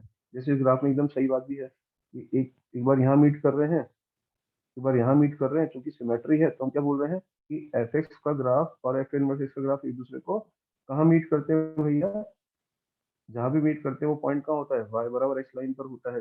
पर देखिए ऐसा जरूरी नहीं है। जरूरी क्यों नहीं है वो समझाने की कोशिश करते हैं पहले आपको ना, क्यों जरूरी नहीं है वो समझते हैं। देखो एक फंक्शन है, मान लो एफ एक्स बराबर वन अपॉन एक्स। ठीक है, एफ एक्स बराबर वन अपॉन एक्स। ठीक है मुन्ना। तो इसका ना इनवर्स फंक्शन निकालना है मुझे। तो मैंने क्या किया, इसको लिखा वाई बराबर वन अपॉन एक्स। फिर इनवर्स के लिए क्या किया, इनवर्स वालों के लिए एक्स को डाल दिया वाई, वाई को डाल दिया एक्स। ठीक है, यहाँ पर ऑब्वियस सी बात है यार कि ये जो फंक्शन है इसका मीन जो है आर माइनस जीरो रहा होगा, और वन अपॉन एक्स की रेंज भी पूरी आर होती है। ठीक है, इसकी जो कोड मीन है वो भी जीरो से, मतलब आर माइनस जीरो रहा होगा, वो सब बात की बात है। ठीक है, तो ये अपना इनवर्स फंक्शन निकल गया, और इनवर्स वालों के लिए अभी हमने क्या किया, स्पेशल रिप्रेजेंट कर लिया, तो इसका मतलब इनवर्स फंक्शन भी ये आ गया, मतलब एफ एक्स भी यही है और एफ इनवर्स एक्स भी यही है। बात समझ आ रही है, एफ एक्स भी वही है, एफ इनवर्स एक्स भी वही है। एक बात बताओ यार, अगर मैं यहाँ पे इसका ग्राफ ड्रॉ करके देखूं एफ एक्स का और एफ इनवर्स एक्स का, तो एक मिनट, तो मेरे ख्याल से आपको y बराबर वन अपने इसका ग्राफ को आता होगा, फिजिक्स केमिस्ट्री सब में काम आता है, रेक्टेंगुलर हाइपरबोला। ठीक है, तो बच्चों देखो इसमें क्या है कि ये थोड़ा सा, चलो चलेगा यार आपको समझाने के लिए हिसाब से ना। ठीक है, चल जाएगा, कोई दिक्कत नहीं। देखो ये कुछ दूर हो गया, देखो ये बच्चा आपके पास ग्राफ होता है किसका, y बराबर वन अपॉन एक्स का, किसका y बराबर वन अपॉन एक्स। तो ये फंक्शन का ग्राफ है। अब मजेदार चीज पता है क्या है, फंक्शन का इनवर्स भी वही आया जो कि फंक्शन था। इसका मतलब ये जो ग्राफ है यही एफ एक्स का है, और ये ग्राफ है यही एफ इनवर्स एक्स का भी है। ये ग्राफ एफ एक्स का है और यही ग्राफ एफ इनवर्स एक्स का भी। तो एक बार बताओ, अगर ये एफ एक्स का ग्राफ है तो एफ इनवर्स एक्स का ग्राफ बनाने को बोला जाए तो इसी के ऊपर आ जाएगा। इसका मतलब एफ एक्स और एफ इनवर्स की ग्राफ क्या कर रहे हैं, कॉन्साइड, क्या कर रहे हैं, कॉन्साइड। तो जब एफ एक्स का ग्राफ भी यही है, एफ इनवर्स का ग्राफ भी यही है और कॉन्साइड कर रहे हैं, तो एफ एक्स और एफ इनवर्स के जो ग्राफ है वो दूसरे को कितने पॉइंट पे इंटरसेक्ट कर रहे हैं, अरे भाई हर पॉइंट पे कर रहे हैं ना। जब यही एफ एक्स और यही एफ इनवर्स एक्स, तो हर पॉइंट पे ही इंटरसेक्ट कर रहे हैं एफ एक्स और एफ इनवर्स एक्स। सही बात है कि नहीं है, ये बात समझ में आई, आगे भी ये बात समझ में। तो एक बार बताओ कि इसके each point on this graph is the intersection of these two curve, which curve, y बराबर एफ एक्स एंड y बराबर f inverse x, because both curves coincide। तो बच्चों इस केस में अगर मैं एक लाइन ड्रॉ करूं y बराबर x, क्या ड्रॉ करूं, लाइन y बराबर x, समझिएगा। तो मतलब अगर मैंने y बराबर x लाइन ड्रॉ की, तो देखो ये जो एक पॉइंट आया है, ये पॉइंट है पता है, वन कॉमा वन, चेक कर सकते हैं आप कैसे, ये y बराबर वन अपॉन इसका ग्राफ है, और ये लाइन कौन सी है, y बराबर x, दोनों को सॉल्व करोगे तो x बराबर वन, y बराबर वन आ रहा है। तो ये और एक ये, तो एक बार बताओ कि y बराबर x लाइन पर, y बराबर x लाइन पे दो सोल्यूशन आ रहे हैं, वन कॉमा वन और ये, लेकिन बाकी सारे सोल्यूशन या बोलो बाकी इंटरसेक्शन पॉइंट, तो y बराबर, ये सारे इंटरसेक्शन पॉइंट है जो ब्लू से बना रहा हूँ, तो सारे इंटरसेक्शन पॉइंट क्या y बराबर x पर आ रहे हैं, नहीं आ रहे हैं। आ रहे हैं क्या भैया, नहीं आ रहे हैं। तो इसका मतलब ये मिथ्या है, गलत फहमी है कि दो एफ एक्स और एफ इनवर्स का ग्राफ हमेशा हमेशा y बराबर x पर ही इंटरसेक्ट करते हैं, नहीं। यहाँ पर इतने सारे पॉइंट इंटरसेक्ट कर रहे थे, और ये जो पॉइंट है इतने सारे, ये जो इतने सारे पॉइंट्स आपको नजर आ रहे हैं, ये y बराबर इस लाइन पे नहीं है। y बराबर इस लाइन पर क्या है, केवल दो पॉइंट है। इसका मतलब ये हुआ कि एफ एक्स और एफ इनवर्स एक्स के जो ग्राफ है वो हमें वाई बराबर एक्स लाइन पर ही इंटरसेक्ट करते हो ऐसा जरूरी नहीं है, पर अगर वो बहुत सारे पॉइंट पर इंटरसेक्ट करते हैं तो उनमें से एक या दो जो है वो वाई बराबर एक्स लाइन पे आ सकते हैं, लेकिन सारे आए जरूरी नहीं है। बात समझ में आ गई। लेकिन अब जो मैक्सिमम जगह लिखा होता है, जो बच्चे पढ़ा भी होगा, ये वाला केस है ना, तो इसमें क्या है गौर से देखिएगा कि if f is increasing, if f is increasing function, f is increasing function in its domain। बच्चों देखिएगा, अगर फंक्शन f एक फंक्शन है, जैसे कि इस ग्राफ में बना रखा है फंक्शन इंक्रीजिंग है ना, तो अगर एक फंक्शन इंक्रीजिंग है तो ये वाली बात हमेशा सही होती है, कौन सी, कि एफ एक्स और एफ इनवर्स जहां भी इंटरसेक्ट करेंगे वो पॉइंट हमेशा y बराबर एक्स लाइन पर ही होंगे। तो वहां पर ये मिथ जो है वो सही हो जाती है, एकदम करेक्ट है कि अगर एक फंक्शन इंक्रीजिंग है तो एफ एक्स और एफ इनवर्स के जो क्या है, एफ एक्स और एफ इनवर्स के जो ग्राफ है वो केवल और केवल y बराबर एक्स लाइन पर ही इंटरसेक्ट करेंगे हमेशा। बात समझ आ गई। इसका मतलब ये हुआ कि f is increasing function its domain, then क्या बोल सकते हैं कि एफ एक्स और एफ इनवर्स जब भी इंटरसेक्ट करेंगे वो पॉइंट हमेशा y बराबर एक्स लाइन पे होगा। तो मैं इस चीज को ऐसे नहीं लिखूंगा, क्या लिखूंगा, then solutions solutions of the equation f x बराबर एफ इनवर्स एक्स। ये एफ एक्स बराबर एफ इनवर्स एक्स कौन सी इक्वेशन हुई भाई? तो इसका मतलब है कि यार दो इक्वेशंस को सॉल्व कर रहे हैं, एक दो ग्राफ को सॉल्व कर रहे हैं, एफ एक्स को और एफ इनवर्स एक्स को। आपको बचपन में भी पता होगा, दो लाइन को जब आप सॉल्व करते थे इंटरसेक्शन पॉइंट आता होगा। एक सर्किल को एक लाइन को सॉल्व करते थे तो सर्किल और लाइन की दो इंटरसेक्शन पॉइंट आते थे। तो यहाँ पर भी वैसा ही है कि जब हम एफ एक्स को एफ इनवर्स के बराबर कर रहे हैं, इसका मतलब हम क्या फाइंड कर रहे हैं, कॉमन पॉइंट मतलब इंटरसेक्शन पॉइंट। सही है। एफ एक्स बराबर एफ इनवर्स इसकी सोल्यूशन मतलब इंटरसेक्शन पॉइंट। लेकिन इस केस में आपको क्या बताया मैंने कि जो इंटरसेक्शन पॉइंट आएंगे, ठीक है, कैन बी ऑब्टेन्ड बाय इसके जो इंटरसेक्शन पॉइंट आएंगे या इससे जो एक्स की वैल्यू आएंगी वो आनी किस पर है, किस पे आनी है, वाई बराबर एक्स लाइन पर ही आनी है। तो बच्चों अगर मुझे ये पॉइंट निकालना है तो मैं इस पे इतनी मेहनत क्यों करूंगा? अगर मुझे ये पॉइंट निकालना है तो इतनी मेहनत क्यों करूंगा? मुझे पता है ये पॉइंट कौन सा वाला पॉइंट है, एक ऐसा पॉइंट है जिसपे वाई और एक्स बराबर है, और यहाँ से कौन गुजर रहा है, यहाँ से वाई बराबर एक्स गुजर रहा है। तो वाई की वैल्यू कितनी है, एफ के बराबर है ना, और वाई और एक्स दोनों क्या बराबर क्यों है, क्योंकि ये लाइन वाई बराबर एक्स पर पॉइंट है। तो वाई की वैल्यू कितनी है, एफ एक्स, तो एक्स के बराबर होना चाहिए। ये ऐसा पॉइंट है जहाँ पर एफ एक्स की और एक्स की वैल्यू क्या होनी चाहिए, बराबर। तो एफ एक्स बराबर एक्स को सॉल्व कर लूंगा ना मैं, बात तो एक ही है, तब भी यही पॉइंट निकलेगा, है ना, तब भी यही पॉइंट निकलेगा। आ रही बात समझ में? ठीक है। इसका मतलब ये है कि f x equal to f inverse x करने की बजाय मैं क्या करूंगा, मैं वो पॉइंट निकालने के लिए, मुझे पता है कि जो भी पॉइंट आएगा f x equal to f inverse x का, जो भी पॉइंट आएगा वाई बराबर एक्स लाइन पर ही आएगा। तो हम ये देख लेंगे कि जो एफ एक्स का ग्राफ है वो वाई बराबर एक्स लाइन को कहाँ पर इंटरसेक्ट कर रहा है। तो हम क्या सॉल्व कर लेंगे, एफ एक्स बराबर एक्स, तो इस एक्स की वो वैल्यू आ जाएगी जो उसको सेटिस्फाई करती होगी, मतलब इंटरसेक्शन पॉइंट आ जाएंगे। ये बात समझ में आ गई?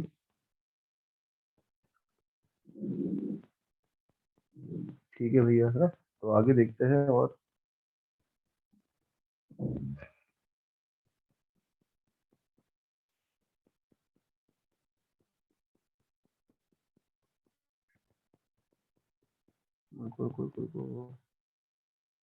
हाँ भैया देख लो, किसी को दिक्कत तो नहीं है ना यहाँ तक किसी प्रकार की? आगे बढ़ रहे हैं फिर अपन, ये देख लो एक बार इस पेज को अच्छे से।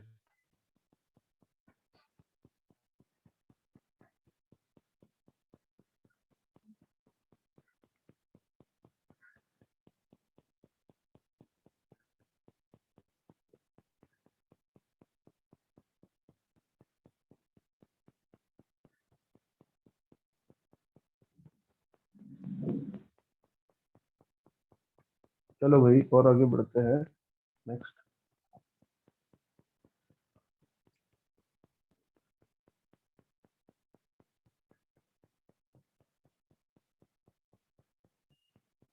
देखिएगा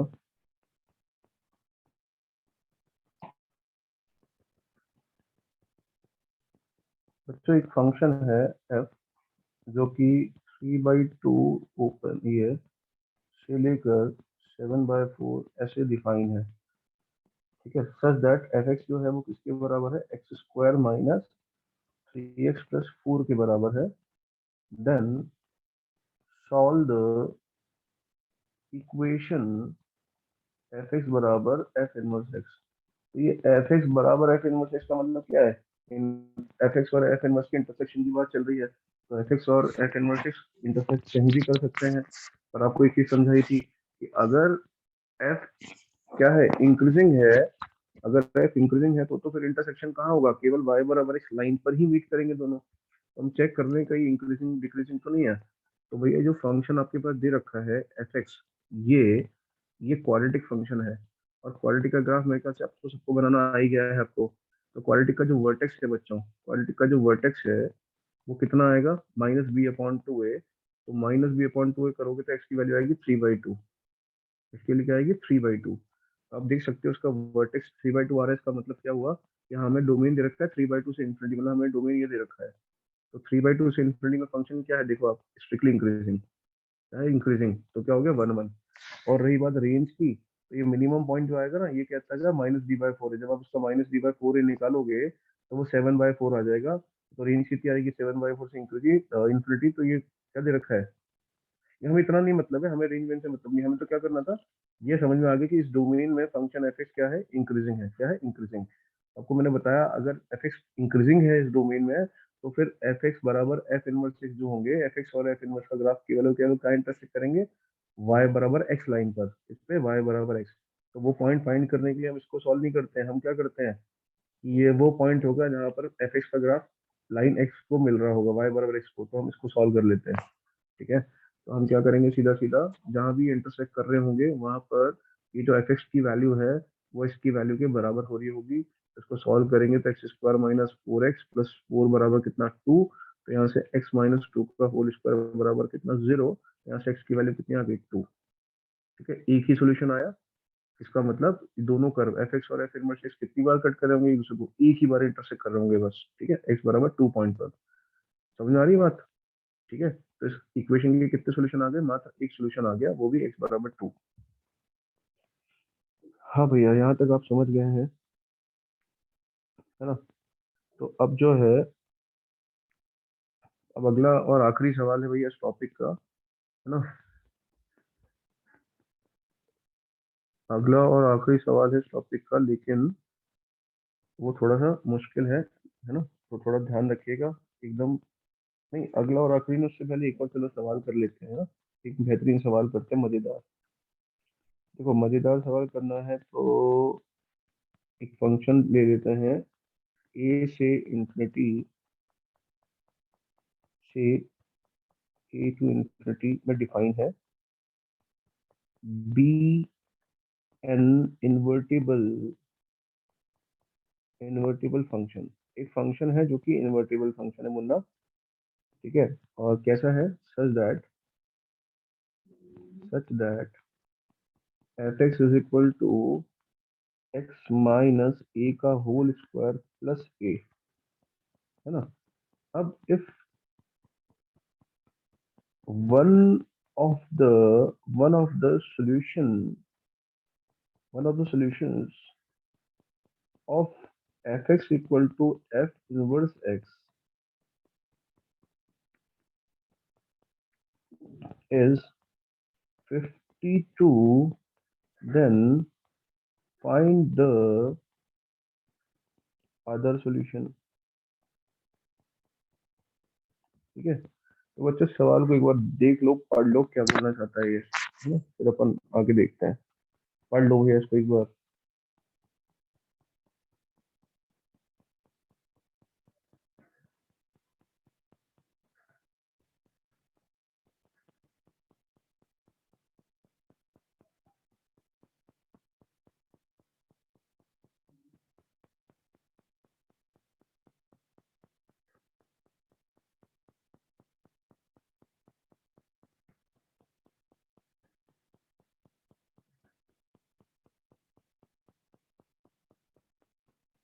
अब ये देख लिया, आगे बढ़े। देखो भाई,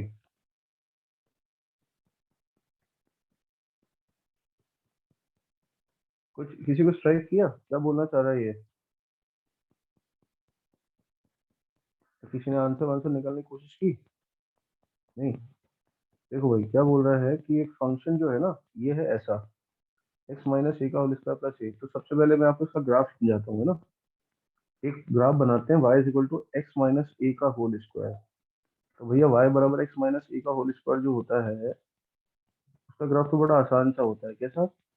ये ऐसा टच करता हुआ जाएगा एक्स बराबर ए पॉइंट पे, ऐसा बनता है। सही है। और अगर इसमें ए जोड़ भी देंगे तो क्या फर्क पड़ेगा, ग्राफ ऊपर उठ जाएगा या नीचे उठ जाएगा। अब ए का वैल्यू तो मुझे पता नहीं है, हालांकि नेगेटिव बस, लेकिन ऊपर उठे नीचे उठे, है ना। तो गौर से देखिएगा, ये पॉइंट क्या था, एक्स बराबर ए था। अगर इसमें इसमें आपने क्या किया, एक्स माइनस ए का होल स्क्वायर का ग्राफ ही था, इसमें ए अगर जोड़ दिया तो क्या फर्क पड़ेगा, ग्राफ थोड़ा ऊपर दिख जाएगा, है ना। ये मान लेते हैं। अब नेगेटिव तो नीचे दिखेगा, उससे कोई फर्क नहीं पड़ रहा। तो ये पॉइंट के कोऑर्डिनेट कितने हो जाएंगे, ए कॉमा ए। तो अब समझिएगा सवाल में, क्वेश्चन के अंदर मेरे पास जो एफ का डोमेन है वो ए से इंफिनिटी दे रखा है। एफ का डोमेन क्या दे रखा है, ए से इंफिनिटी। तो अगर मैं इसमें ए से इंफिनिटी देखूं तो फंक्शन का ग्राफ क्या है, इंक्रीजिंग। मतलब ये वाला पोर्शन तो लेना ही नहीं है, समझा। ये वाला पोर्शन तो उसने बोला ही नहीं है, उसने तो फंक्शन का डोमेन यहाँ से दिया है। तो ग्राफ कैसा बनेगा, ऐसा। कैसा बनेगा फंक्शन का ग्राफ, इंक्रीजिंग। समझ में आ रही बात? तो मतलब फंक्शन का ग्राफ इंक्रीजिंग है, किस फंक्शन का, इस फंक्शन का। तो ये तो समझ में आ गया। अब अगर फंक्शन का ग्राफ इंक्रीजिंग है, सुन लो, अगर फंक्शन का ग्राफ इंक्रीजिंग है तो एफ एक्स बराबर एफ इनवर्स एक्स के सॉल्यूशन। तो भैया एफ एक्स बराबर, फिर से बोल रहा हूँ, एफ एक्स बराबर एफ इनवर्स।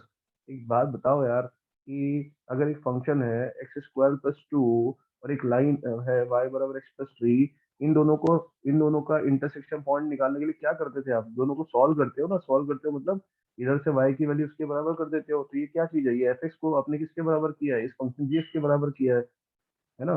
तो दो फंक्शन बराबर हैं का मतलब पता है क्या होता है, इनका इंटरसेक्शन पॉइंट निकाल रहे हो आप। ठीक है। इसका मतलब बच्चों, ये एफ एक्स बराबर एफ इनवर्स एक्स का मतलब क्या है, you are finding the intersection points. क्या निकाल रहे हैं, इंटरसेक्शन पॉइंट। तो अगर फंक्शन अभी बताया था, अगर फंक्शन इंक्रीजिंग है तो इंटरसेक्शन पॉइंट कहाँ मिलेंगे, केवल y बराबर एक्स लाइन पर ही मिलेंगे। मतलब जहां पर भी दोनों कर्व मीट कर रहे होंगे, जहां पर ये दोनों कर्व मीट कर रहे होंगे, जहां ये दोनों कर्व मीट कर रहे होंगे, वो पॉइंट कहाँ होगा। फिर से बता देता हूँ, y बराबर एक्स लाइन पर। मतलब इस पॉइंट पे क्या मजेदार चीज होगी, कि जितनी वैल्यू y की आएगी उतनी किसकी आएगी, x की। तो इस पॉइंट पर x, इस पॉइंट के कोऑर्डिनेट कितने हो जाएंगे, x और y बराबर हो जाएगा। तो पॉइंट से कौन गुजर रहा है, इस पॉइंट से एफ एक्स का ग्राफ गुजर रहा है ना बेटा, एफ एक्स का ग्राफ। इसका मतलब वाई की वैल्यू किसके बराबर है, एफ एक्स के बराबर। और चूंकि इस लाइन पर पॉइंट है तो एफ एक्स किसके बराबर हो जाएगा, एक्स के, क्योंकि वाई बराबर एक्स है।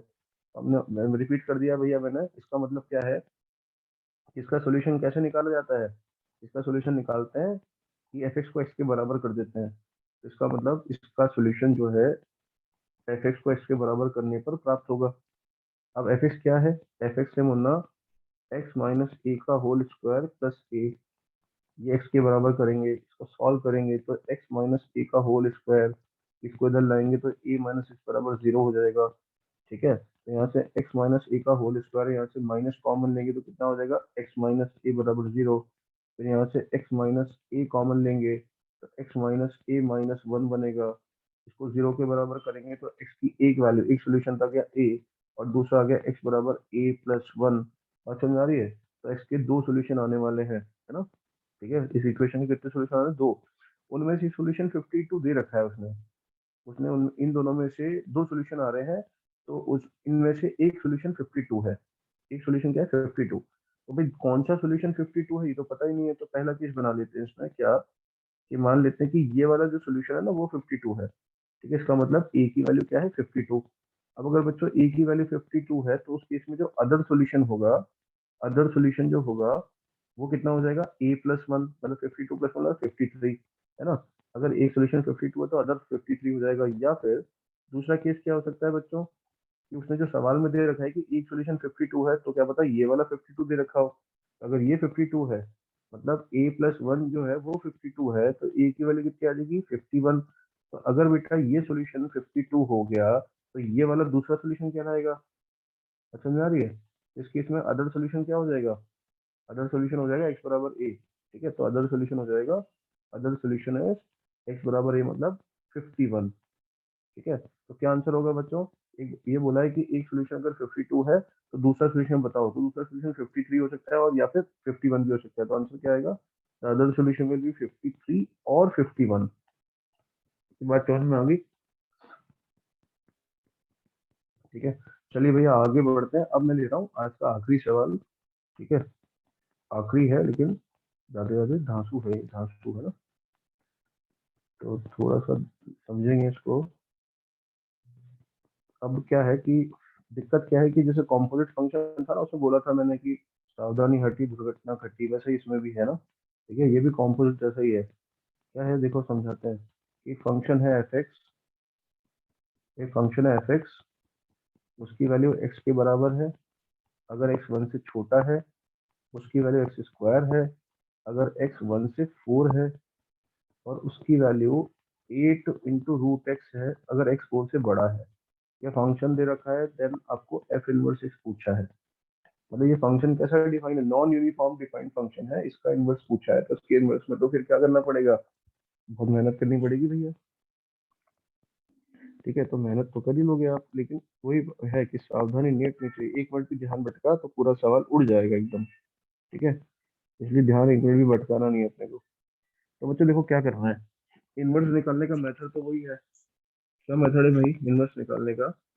कि ये हमारा फंक्शन है, हमारा फंक्शन है, ये हमारा वाई है और ये सब हमारे एक्स है।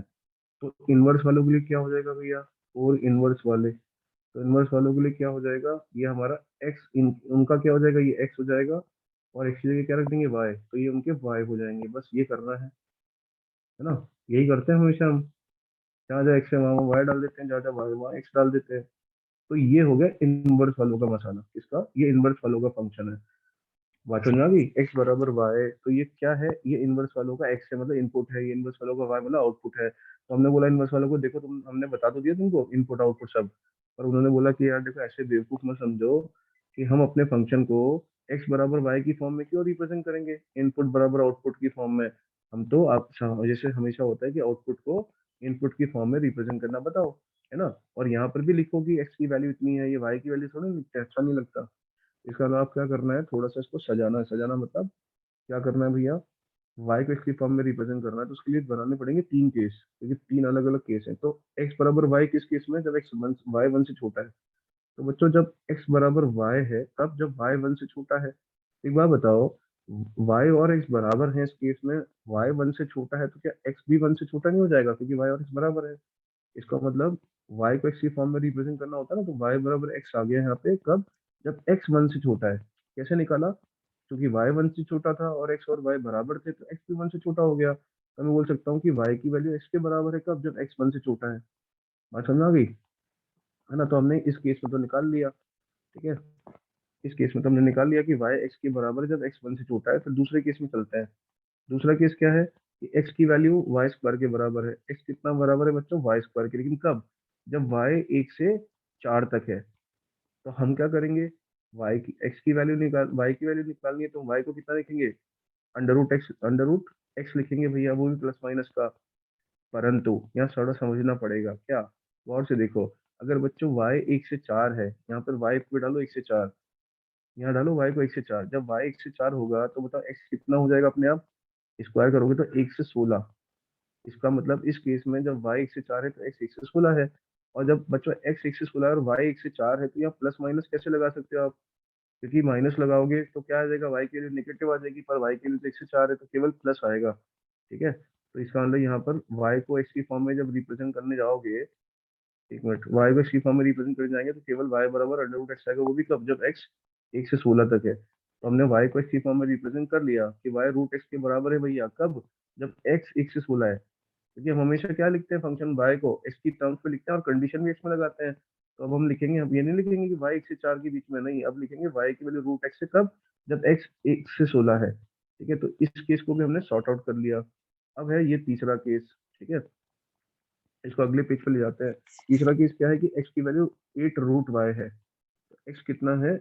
8 √y, लेकिन कब है? जब y कितना है? 4 से बड़ा। तो बेटा अब यहाँ कॉमन सेंस लगाना है। जब y 4 से बड़ा है तो रख के देखो एक बार, अंडर रूट 4 कितना होता है? 2। तो 8 × 2 कितना होगा? 16। इसका मतलब x 16 से क्या होगा? बड़ा।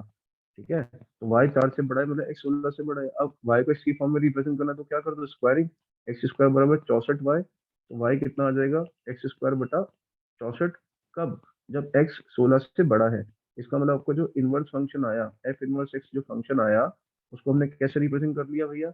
ये जो पहला केस था आपका y बराबर x वाला, ये वाला, इसको कैसे सॉल्व किया हमने, कि y बराबर x ही आएगा जब x 1 से छोटा है। तो हम क्या बोलेंगे, सुनो, एफ इनवर्स एक्स जो है वो इसके बराबर है जब x 1 से छोटा है। बात समझ में आ रही है। दूसरा केस क्या बनाया था, ये वाला दूसरा, इसमें y बराबर कितना आ रहा था, अंडर रूट एक्स आ रहा था, तब जब x 1 से 16 था।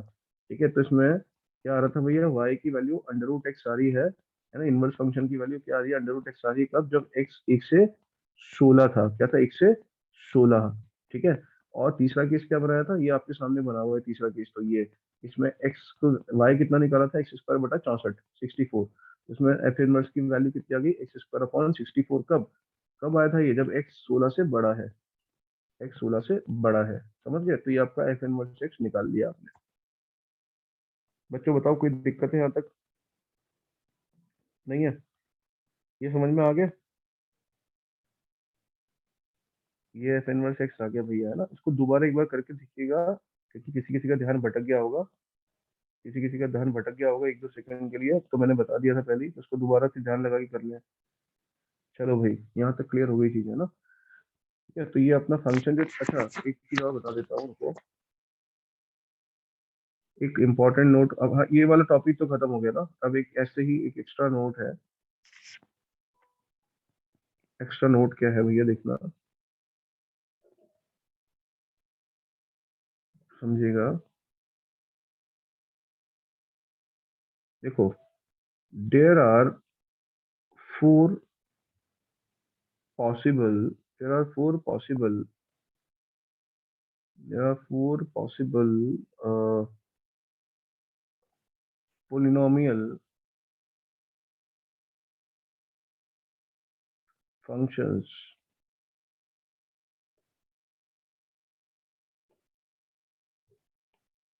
satisfying satisfying fx plus sorry fx into f of 1 upon x is equal to fx plus f of 1 upon x। मतलब क्या है कि आपको बोला जाए कि भैया fx जो है ना, y बराबर एक पोलिनोमियल है। इंपॉर्टेंट बात है, पोलिनोमियल आप जानते हो, क्वाड्रेटिक, क्यूबिक, लीनियर, ये सब है ना। ठीक है, तो बोला क्या है कि fx एक पोलिनोमियल है, एक पॉलिनोमियल है। और किस टाइप की पॉलिनोमियल है, जो हमेशा इसको क्या करती है, सेटिस्फाई। हमेशा मतलब कि F of x into F of 1 upon x बराबर एफ, ये सवाल में दिया होगा, आपको नहीं दिमाग लगाना है। सवाल में दिया होगा कि ऐसी पॉलिनोमियल है एफ एक्स जो इसको सेटिस्फाई करती है। इसके लिए हमेशा करती है, मतलब for all x belong to R except zero, क्योंकि जीरो पर तो 1 अपॉन एक्स नॉट डिफाइन हो जाएगा। ठीक है ना। तो इस कंडीशन को सेटिस्फाई करने वाली पोलिनोमियल है, मान लीजिए, तो ऐसी पोलिनोमियल आपको लिखेगा नहीं, वो तो ये कंडीशन दे देगा। ये एक फंक्शन एफ एक्स क्या एक पोलिनोमियल है जो इसको हमेशा सेटिस्फाई करता है। तो अब हमें बताना पड़ेगा वो पोलिनोमियल क्या हो सकती है। तो ऐसी 4 पोलिनोमियल दुनिया में पॉसिबल है। ठीक है, कितनी, 4। ठीक है, विचार, 4 पॉसिबल है, गौर से देखना। पहली पहली तो ये कि एफ एक्स बराबर जीरो एक कांस्टेंट फंक्शन हो जाए for all x belong to R. समझो बात। तो बच्चों, अगर एफ एक्स बराबर जीरो, समझ रहे हो आप, एफ एक्स बराबर जीरो मतलब एक ऐसा फंक्शन जिसकी वैल्यू हमेशा जीरो आती हो। ठीक है, कांस्टेंट एफ एक्स बराबर ये है ना, कांस्टेंट। ठीक है, तो इसका मतलब अगर एफ एक्स बराबर कांस्टेंट फंक्शन हो जाएगा, तो फिर एफ ऑफ एक्स भी zero, F of 1 upon x भी जीरो, सब जीरो। तो जीरो इंटू जीरो करो, जीरो प्लस जीरो करो, तो सेटिस्फाई करेगा नहीं करेगा, करेगा, क्योंकि एफ एक्स बराबर जीरो भी पोलिनोमियल माना जाता है। सही है, कांस्टेंट फंक्शन भी पोलिनोमियल मानते हैं। इसका मतलब एक तो ये हो सकती है। दूसरी संभावना हो सकती है कि एक ऐसी पोलिनोमियल एफ एक्स बराबर टू, ये भी कांस्टेंट पोलिनोमियल है। क्या है, कांस्टेंट, बस की वैल्यू हमेशा टू है। कांस्टेंट पोलिनोमियल समझते हो ना आप, आपको पता होगा, अगर पोलिनोमियल पढ़ी तो कांस्टेंट फंक्शन को भी पोलिनोमियल मानते हैं 0 डिग्री का। तो ये लाइन है, ये फंक्शन है। फंक्शन क्या है, वाई बराबर टू, मतलब एफ एक्स बराबर टू। एक्स की वैल्यू अगर हमेशा टू है तो 1 अपॉन एक्स पे निकालो या किसी भी निकालो, टू या नहीं है, तो two into two is equal to two plus two. Satisfy कर रहा है, नहीं कर रहा, बिल्कुल कर रहा है। ठीक है, तो दुनिया में ऐसे दो ही, सॉरी, दुनिया में ऐसा एक ही नंबर होता है ना, जिसको खुद से मल्टीप्लाई करें और सम करें तो बराबर आ जाए, और कोई पॉसिबिलिटी नहीं है। सही है, टू होता है वो। क्लियर, तो ऐसी भी पॉलिनोमियल हो सकती है, एक संभावना। इसके अलावा दूसरी संभावना हो सकती है बच्चों, एक ऐसी पॉलिनोमियल भी हो सकती है एफ एक्स बराबर एक्स की पावर n प्लस वन। ठीक है, और एक एक हो सकती है ऐसी, अच्छा जहाँ पर n क्या है, नेचुरल नंबर, और एक हो सकती है 1 - x⁴n। ठीक है, तो आप ये फुर्सत में एक काम करना, चेक करके देख लेना कैसे, ये जो पोलिनोमियल है x⁴n+1 एफ एक्स की वैल्यू है, तो उसमें क्या निकालना, x की जगह 1/x डालना। कितना डालना, x की जगह 1/x, तो क्या आ जाएगा f(1/x)। तो ये जो एफ एक्स वाला f(1/x) आ गया, उसको यहाँ दोनों तरफ डाल के चेक करना, ये दोनों बराबर आ रहे हैं, सेटिस्फाई कर रहे हैं, नहीं कर रहे हैं, बिल्कुल करेंगे ना। ठीक है, तो ये हो सकती है या ये हो सकती है। अब है ना, यहाँ गलती करते थे बच्चे, उसको x⁴n−1 करते हैं, x⁴n−1 नहीं होगा, 1 - x⁴n होगा, ध्यान रखो। ठीक है, उल्टा, है ना, ये ध्यान रखिएगा, 1 - x⁴n। तो ऐसी 4 पोलिनोमियल पॉसिबल है दुनिया में। ठीक है, तो सवाल में तो आपको कंडीशन लिख के देगा, पोलिनोमियल तो आपको जज करनी है ना, क्या करनी है, पोलिनोम जज करनी है आपको, है ना। ठीक है, तो जैसे एक छोटा सा आखिरी सवाल और कर लेते हैं, तो देखिएगा बच्चों कैसे, एक क्वेश्चन है, आखिरी सवाल आज का, बस 2 मिनट में हो जाएगा। देखो कि भैया, let let f x be f x be a polynomial polynomial function. ठीक है, satisfying satisfying f x into f(1/x) is equal to f x plus f(1/x) for all x belong to r-0, such that f of 5 is equal to 126, then find f of 3। ये बोला है बच्चों, है ना, समझो। तो अब क्या बताया था आपको कि एफ एक्स बराबर, ये इस वाली कंडीशन को सेटिस्फाई करने वाली 4 पोलिनोमियल हो सकते हैं। एक तो एफ एक्स बराबर 0 ऑलवेज, वो पॉसिबल नहीं है, एफ एक्स हमेशा 0 होता, तो फिर 5 पर वैल्यू 126 के साथ ही 0 ही आती, ये तो कैंसिल। दूसरे क्या बताया था, एक ऐसी पोलिनोमियल एफ एक्स बराबर 2 जो हमेशा कांस्टेंट है 2, वो हो नहीं सकती, क्योंकि अगर एफ एक्स बराबर 2 होती तो एफ ऑफ 5 126 के साथ आता, तो 2 आना चाहिए था, तो वो दोनों तो फेल हो गई। तो फिर एक संभावना बचती है क्या, कि एफ एक्स की वैल्यू किसके बराबर आ जाए, 1 + x⁴n के बराबर आ जाए। ठीक है, जहां पर n क्या होना चाहिए, नेचुरल नंबर, ऐसा हो जाए।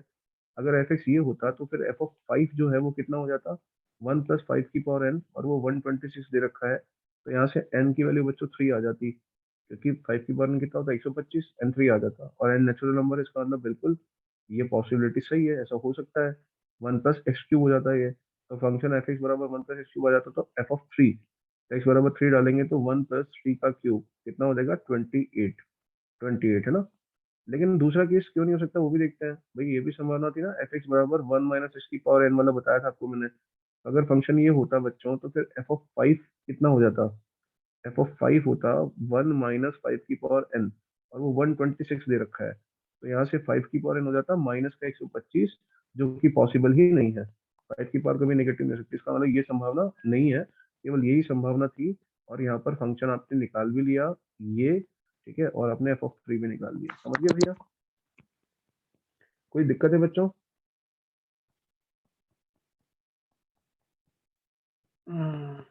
चलो भाई, छुट्टी कर दे।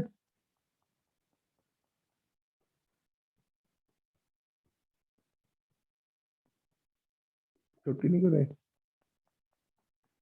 ठीक है, चलो भैया, तो छुट्टी करते हैं। अब आपका होमवर्क जो है ना वो भी लिख लो, और मैं पीडीएफ अभी शेयर कर रहा हूँ। कई बच्चे पीडीएफ के लिए इतने एकदम दुखी हो जाते हैं, मतलब पूछो ही मत। देखो, होमवर्क बता देता हूँ आज का।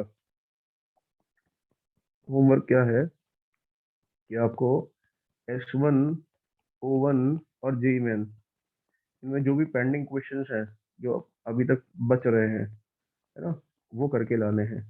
ठीक है, कंप्लीट।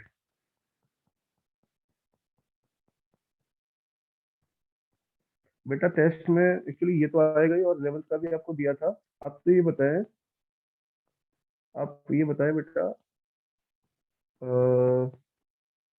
कि आपके उसमें 11 के चैप्टर्स का वो डाल दिया है क्या, रिकॉर्डिंग क्वालिटी वगैरह का, एलन का ऐप पे दिख रहा है क्या अब आपको, क्या बात कर रहे हो, अभी तक नहीं दिख रहा। यार मैंने बोल तो दिया था यार, यस, आदित्य तो बोल रहा दिख रहा है, क्वालिटी का बेटा दिख रहा है, आ गया। अच्छा, तो भैया बाकी बच्चे पीडीएफ, नहीं नहीं नहीं नहीं, अरे पीडीएफ नहीं कह रहा बेटा, मैं पीडीएफ नहीं कह रहा, मैं कह रहा हूँ कि रिकॉर्डिंग, रिकॉर्डेड लेक्चर क्वालिटी का 11th का। नहीं नहीं, पीडीएफ तो मैंने ही डाली थी यार, पीडीएफ तो मैंने अपलोड की थी ना, जैसे होमवर्क करता हूँ, उसकी नहीं कह रहा हूँ। अभी रिकॉर्डिंग अवेलेबल नहीं है। चलो मैं आज बोलता हूँ यार, है ना, ठीक है ठीक है। अभी नहीं आया तो आ जाएगा ना, अभी बोलता हूँ मैं, ठीक है। जब तक आप वो पीडीएफ से पढ़ने की कोशिश तो कर लो, है ना, और कुछ सवाल लगाने की देख लो, कोशिश कर लो। चलो भैया, आप क्लास ऑफ करते हैं, है ना, अभी संडे है, एंजॉय करो और थोड़ा होमवर्क कंप्लीट कर लो भैया। सर शायद से वो एल एन डिजिटल क्लासरूम, हाँ तो वो डिजिटल क्लासरूम पर ही आता है। आप एक्चुअली ये काम करिएगा भैया, एक बार पूरा चेक करके देख लो यार, आपके अकाउंट में ही डिजिटल क्लासरूम और जो भी है ना, उसमें सबमिट चेक करके देख लो एक बार, क्या पता आ गया होगा। पूरा देख लो एक बार ओपन करके।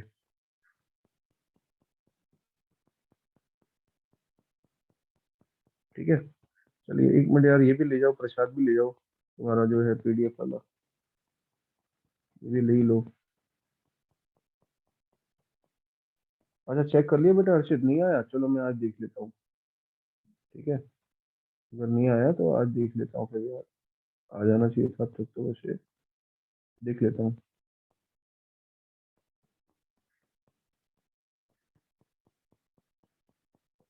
हम्म, यार वो कहाँ गया, अभी तो 22।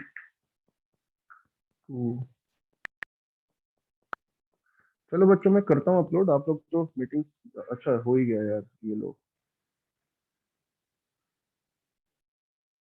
ठीक है बच्चों, चलिए, है ना। बढ़िया, हर्षित ने पूरी क्वालिटी की शीट कल बैठ के कर ली। हाँ बेटा, मैंने 20, ये जो अभी मैंने पीडीएफ शेयर करी है उसमें कल के और आज के दोनों के वो आ गई पीडीएफ, है ना, एक साथ ही कर दी मैंने। ठीक है, चलिए बच्चों, take care, bye bye. End करते हैं मीटिंग, है ना, बाय बाय।